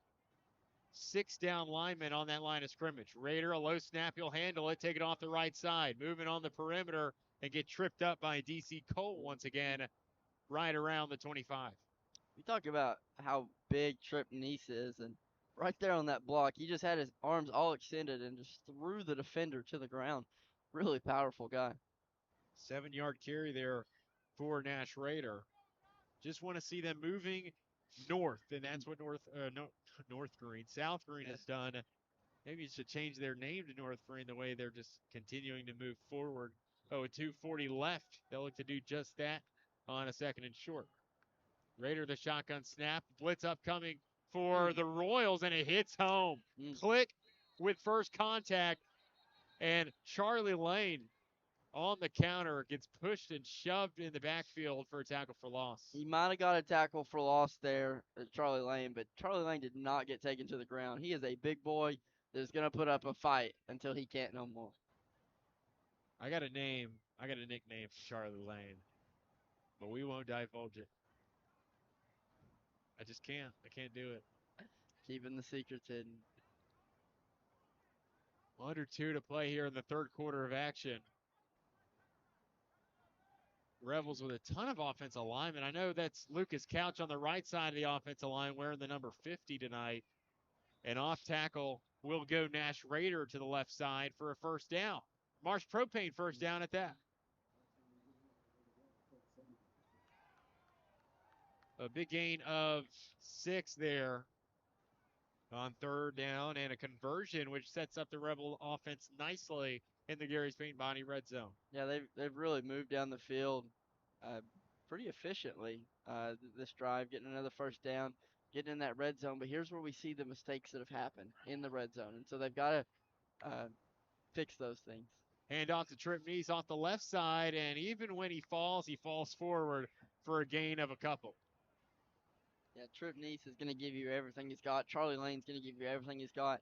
Nash Rader is going to give you everything he's got. And that's what it takes to be a winning football team, is players that are going to go out and give everything they got. And it starts in the coaching staff. And I believe Sean Jones comes out here day in and day out and gives everything he has. And that's when you see success. A 6-yard carry for Trip Neese. You got to feel like this is one of those ball games that benefit the Rebels. A slow, methodical game where your offense is used to putting up a ton of points in a hurry. But those drives that you can just milk clock and continue to pound the rock, it's exactly what South Greene has done here on this current drive.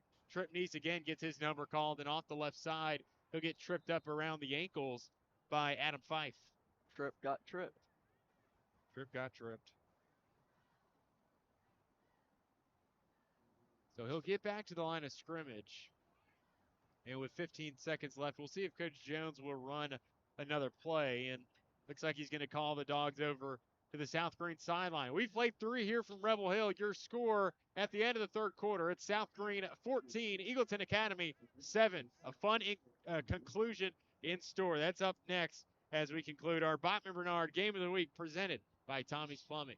So why sit on the sidelines when you could be driving a brand new Chevrolet, GMC, or Cadillac from Bachman Bernard in Greenville? Choose from the Silverado, Sierra, Terrain, Acadia, Equinox, Trax, Trailblazer, or Blazer. And wrap yourself in elegance and style while driving a Cadillac, Lyric, or the best vehicle on the planet, the Cadillac Escalade. So don't stumble, bumble, and fumble your way with other dealers. If we don't have it, we'll get it. Make the short trip to Bachman Bernard Chevrolet GMC Cadillac in Greenville, where we will save you money.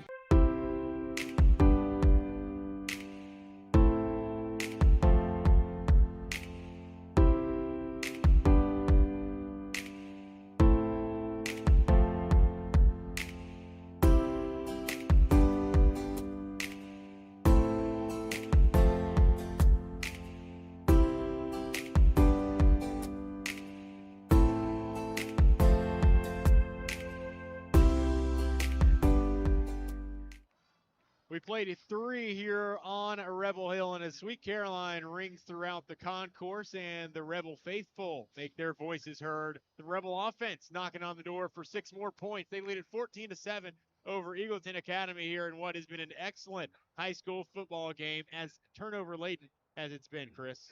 Yeah, it's been a good game so far. Like we talked about, that's a quick third quarter. Keep the ball on the ground and keep that clock running. Just been good football played, I think, coming out in the second half.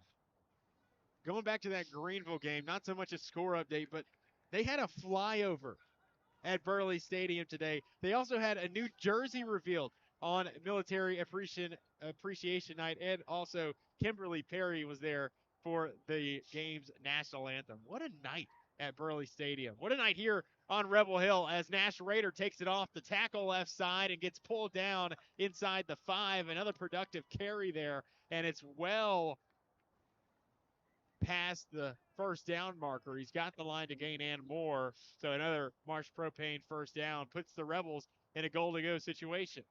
Yeah, but we see here, this is when they've really struggled. You see the fumble. You see them getting in the end zone brought back by a holding call. Talk about those keys to success and limiting those penalties. Right now is what I was talking about. These close calls right here on the goal line, you've got to convert and put some points on the board. First and goal for the Rebels from the 5-yard line. Eagleton Academy going to stack the box man across the board. Lane comes in motion from left to right. Raider the snap, Neese the handoff. He'll make a man miss and then get wrapped up from the left side and get driven into the turf. Got maybe a foot, call it 2 feet on the play, but still second and goal from inside the 5. Yeah, right here, you just got to play slow football, I think. You know, like I talked about, you've got 4 plays to score. No need to, try to play a risky play on second down. Just take a yard, take 2 yards, and then get in the end zone. 10:50 left to go in the ball game. A slow, lengthy South Greene drive on offense, and they're threatening to punch it in. Draining down that play clock, which is now at 1. And they'll go play action. They got a man in the end zone. It's Charlie Lane. Touchdown, South Greene. What a throw by Nash Rader. You've seen a couple overthrows, seen a couple underthrows, but a perfect throw by Nash Rader. Perfect play drawn up. You see him run the ball all the time in that red zone, and something you don't expect. Looks like you've got an injured player on the field for South Greene. And once again, 2 of the 3 of that trifecta connect. It's Nash Rader to Charlie Lane for the 4-yard touchdown pass. The first completion of the second half for the South Greene Rebels, and it results in 6 points. Yeah, it's a good play. Like I said, good play call. Something you don't expect is that play action from South Greene and put points on the board here. You go up 2 touchdowns, put yourself in a pretty decent lead considering you chewed the whole third quarter clock. It was an excellent play call inside the 5. Just you don't expect a team like that. It's been as run heavy as they've been up and down the field to pull out that play action, especially South Greene inside the 5. I mean, I'm expecting 3-4 more carries for Trip Neese there, but to go play action, the entire defense sucked in the box, able to float one out to Charlie Lane for the score. The kick by Brant Wilhoit for the point after is up and good. Tack one more onto that Rebel lead. Your updated score with 10.5 to go in the fourth quarter of action. It's South Greene 21, Eagleton Academy 7. You're listening to Rebel football here on First Horizon Green Sports Zone.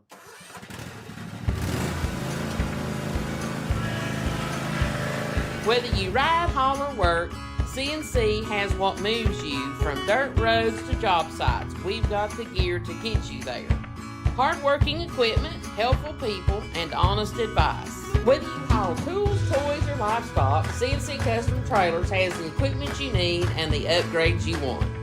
CNC Custom Trailers, where you're more than just a customer, you're a neighbor. Looking for a garage door without the long wait? At D&D Garage Door Supplier of Greenville, you'll find Safeway brand garage doors delivered in just 9 business days. Why wait 4 to 6 weeks when your new door could be rolling up sooner? They're your one-stop shop with over 25 years of experience, offering doors, parts, installs, and openers, including LiftMaster motors, overheads, and side mounts. Dealers, go check them out. They've got everything you need to get the job done right. Stop by 107 Bohannon Avenue or call 423-278-0622. D&D Garage Door Supplier. Reliable, trustworthy, and opening doors for you every day.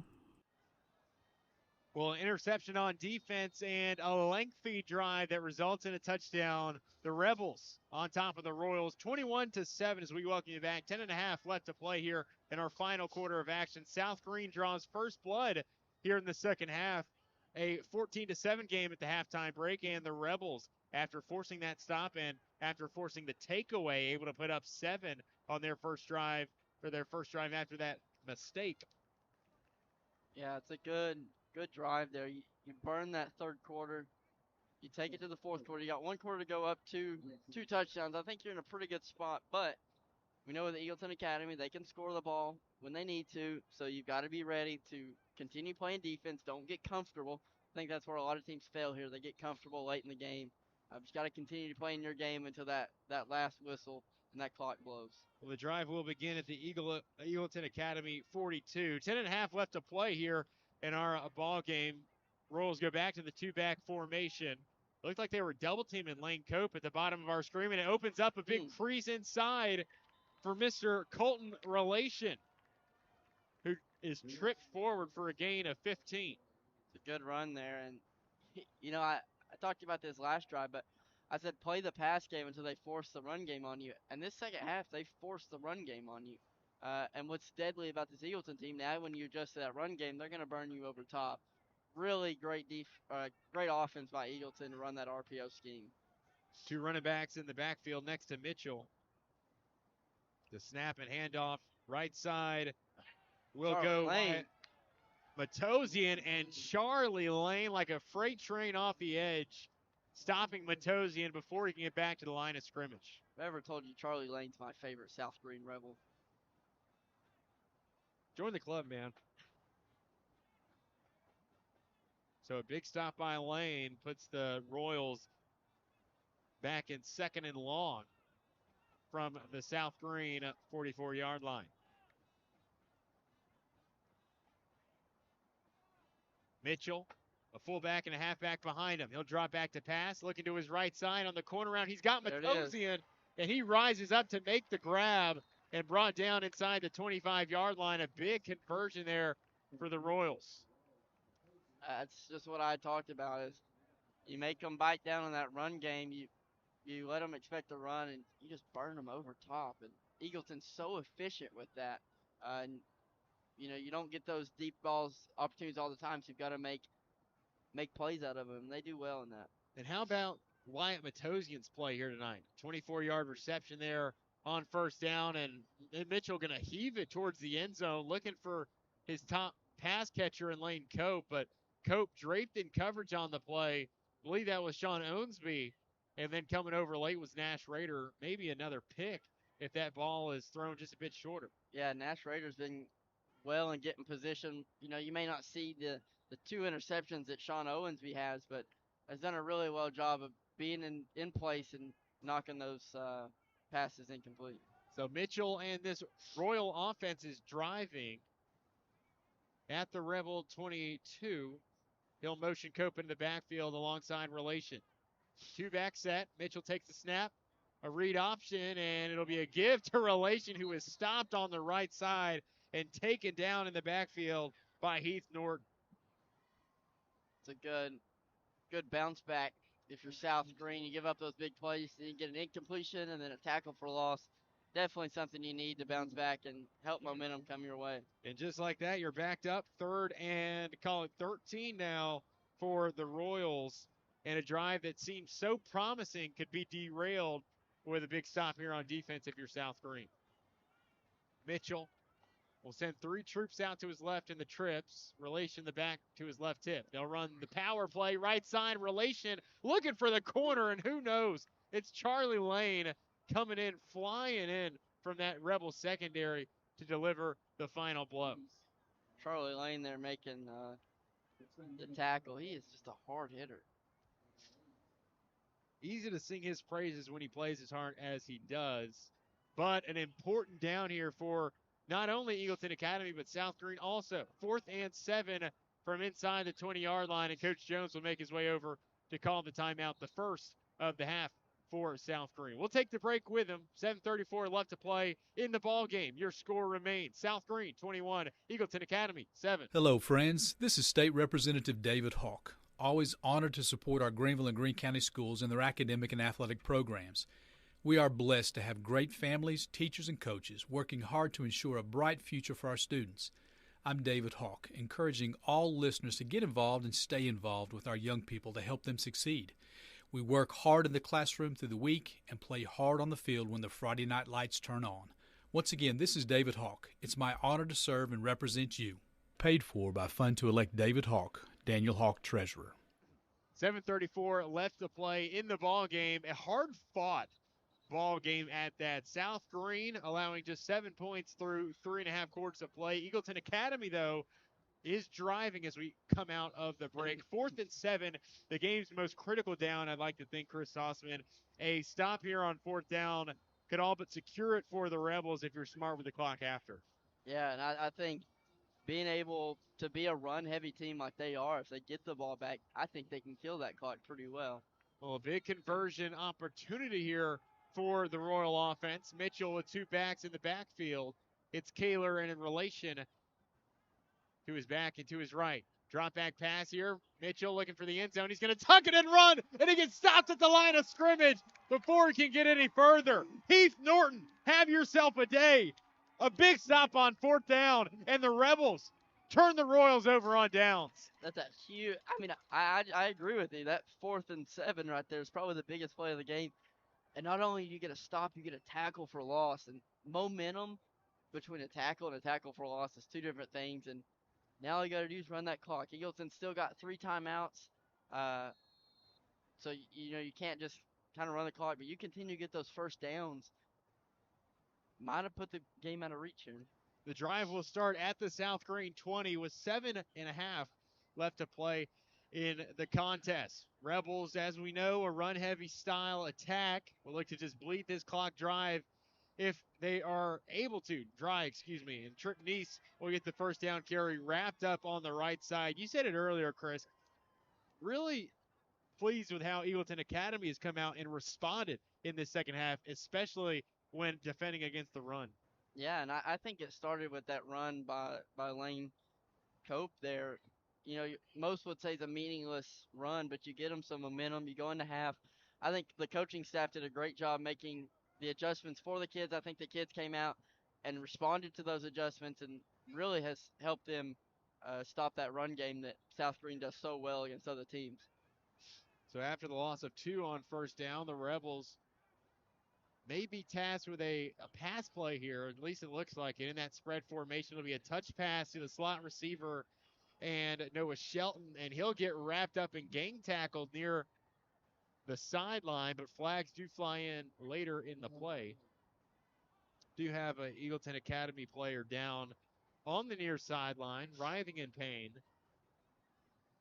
He is slow to get up, and it looks like the penalty will go against the South Greene Rebels. I know we talked about too, these teams are two offensive teams, and we talked about how good they score. And while I think South Greene should have a couple more points on the board that's brought back to some turnovers, I think this has been a well defensive game. I think teams knew that coming in, and they made that adjustments in film and during practice all week. Has been good to see the adjustments, you're right. And as the miss rolls in through Rebel Hill, makes for an eerie setting here late in this one, but already a minute bleeding off the clock here in the fourth quarter. And we'll redo second down after the holding penalty. At least it seems that way. I also think, with those adjustments that you come out, seeing that these two teams can make adjustments shows you that they're playoff teams. I think that's what it takes in the playoffs is while you have your own game, you have to be able to make those adjustments. And I think both of these teams do it well, and I think going into playoffs, they'll do it well. And the injured player being helped off for Eagleton Academy, it is Connor Cox, the senior defensive lineman. Definitely somebody you don't want to see going out in the game. 4 tackles, 2 tackles for loss. He's been a big, heavy hitter on that defensive line. So 6.5 to play. The Rebels, after the holding call, Coach Childs, by the way, declining the penalty, so it will be third down after the loss, and Nash Rader with the quarterback run off the right side gets stopped out past the 25. It's going to be fourth down. We know Sean Jones, I would say, going for it. And so it's going to be as big as that 4th and 7 was on defense, I think this is a big down too. If you get this first down, you keep that clock running even more. 7-yard carry there for Nash Rader. And you're right, but you are inside your own 30. That's the only, I guess, point of hesitation that I would have. It's just how far you're backed up. And the nature of these games between these two teams and how they have been in years past. Ryan Wilhoit will get the kickoff. The return man for Eagleton Academy is Wyatt Matosian, and he's got some space off the right side, eventually dragged down by Charlie Lane inside the 30. Not much for flipping the field as Matosian, with a more than 20-yard return, sets up the Royal offense right where they just were.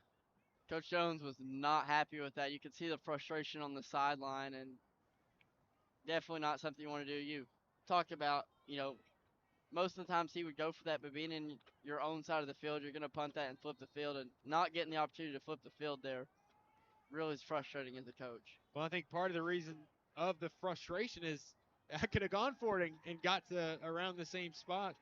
Exactly. And maybe even had a chance of converting, right? Mitchell, quick screen, bottom of your screen to the halfback in Colton Relation. And Eagleton Academy with a short field to drive. Drive starts at the South Greene 27.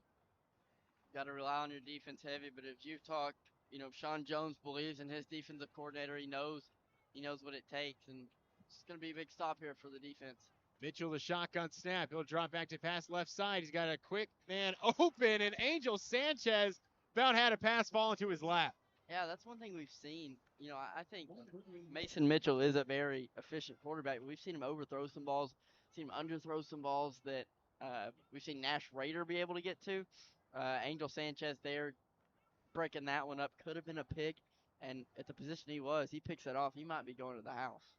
3rd and 7 here for the Royals. 2 backs in the backfield. 2 receivers out to the left. Mitchell takes a snap. He'll look to his left on the drop back pass. He's got a man on the slant, and it pops out of the hands of Noel Mesa Flores. Incomplete pass will bring up 4th and long here for Eagleton Academy. And you talk about as a quarterback playing in these cold games, it's tough to throw a cold ball. I would say it's just as hard to catch a cold ball. Right. Your hands are cold. You can't feel them. That hard football coming at you hits your hands.